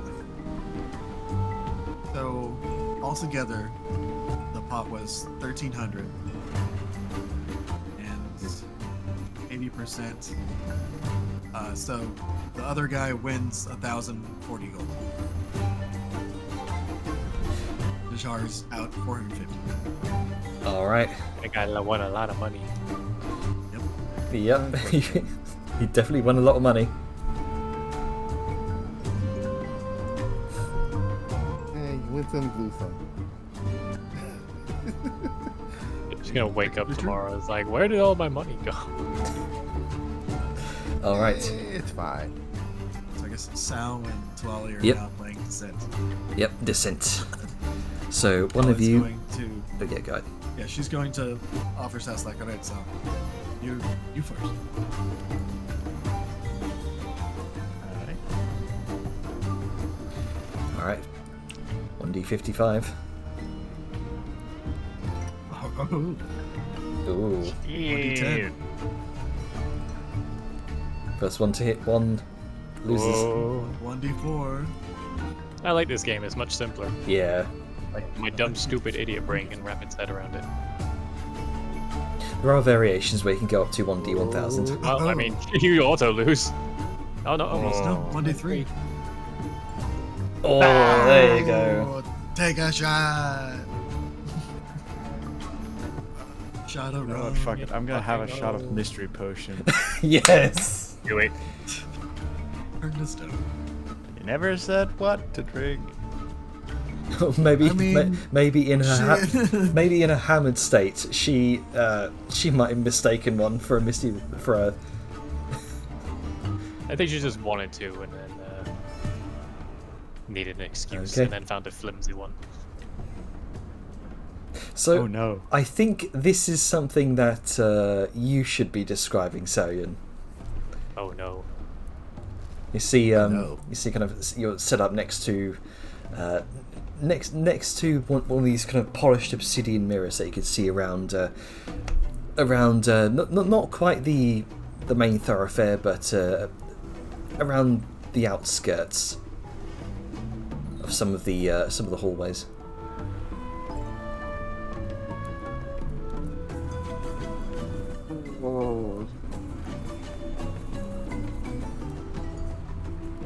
You know what? This kind of works with an idea I had, and it's a fun thing to end on soon. So, Sal looks like a little confused because she doesn't feel anything happen. Nothing has really done anything.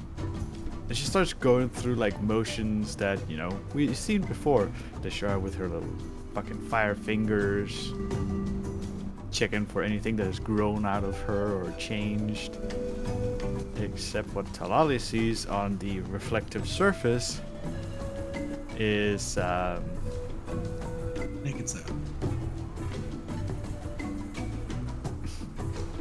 is Sao getting up and going towards Deshar. Now I don't know how polished this is and how far the reflection is going to be able to be seen from, but do I continue describing Janner or You can go ahead and continue describing. well, I don't know how this reflection interacts with things. Dejar wouldn't be able to feel anything. This is just like, yeah. Fair enough. Anyway, what Talali sees is The reflection can't interact with anything. Sao's reflection first hugging Deshar and then giving her a smooch. Unsubtly.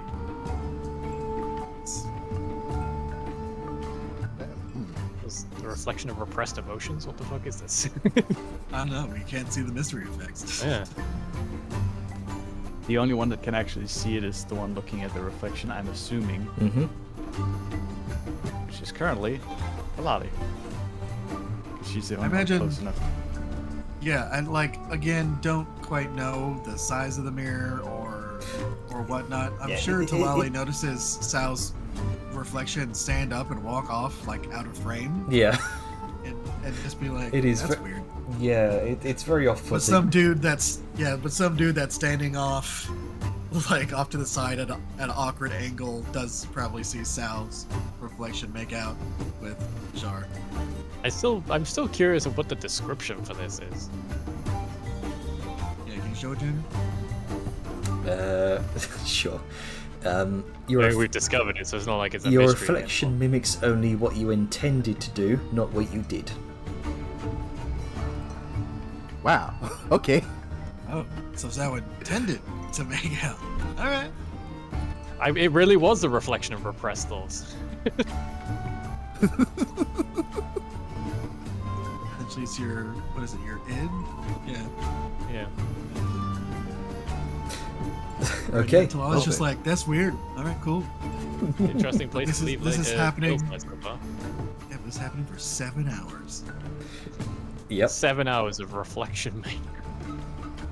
It's not going to be repeated makeout, I'm assuming, but I No. know other things, but it's still funny. but in fairness, she is fucking hammered. She's level 4 hammered. It is. Yeah, so what's real Sao? What's her behaviors during this whole reflection dealing? You said it's just Right. the reflection who acts on those things. Actual Sao is currently trying to figure out what the fuck the potion did because she is entirely oblivious. Just staring at the bottle. What did you do? Lolly will just be like, you're like saying sounds confused, be like, your reflection walked away. You don't have a reflection right now. Vampires. Sao just looks confused for a moment, but then sort of nods. That sounds about right for these things.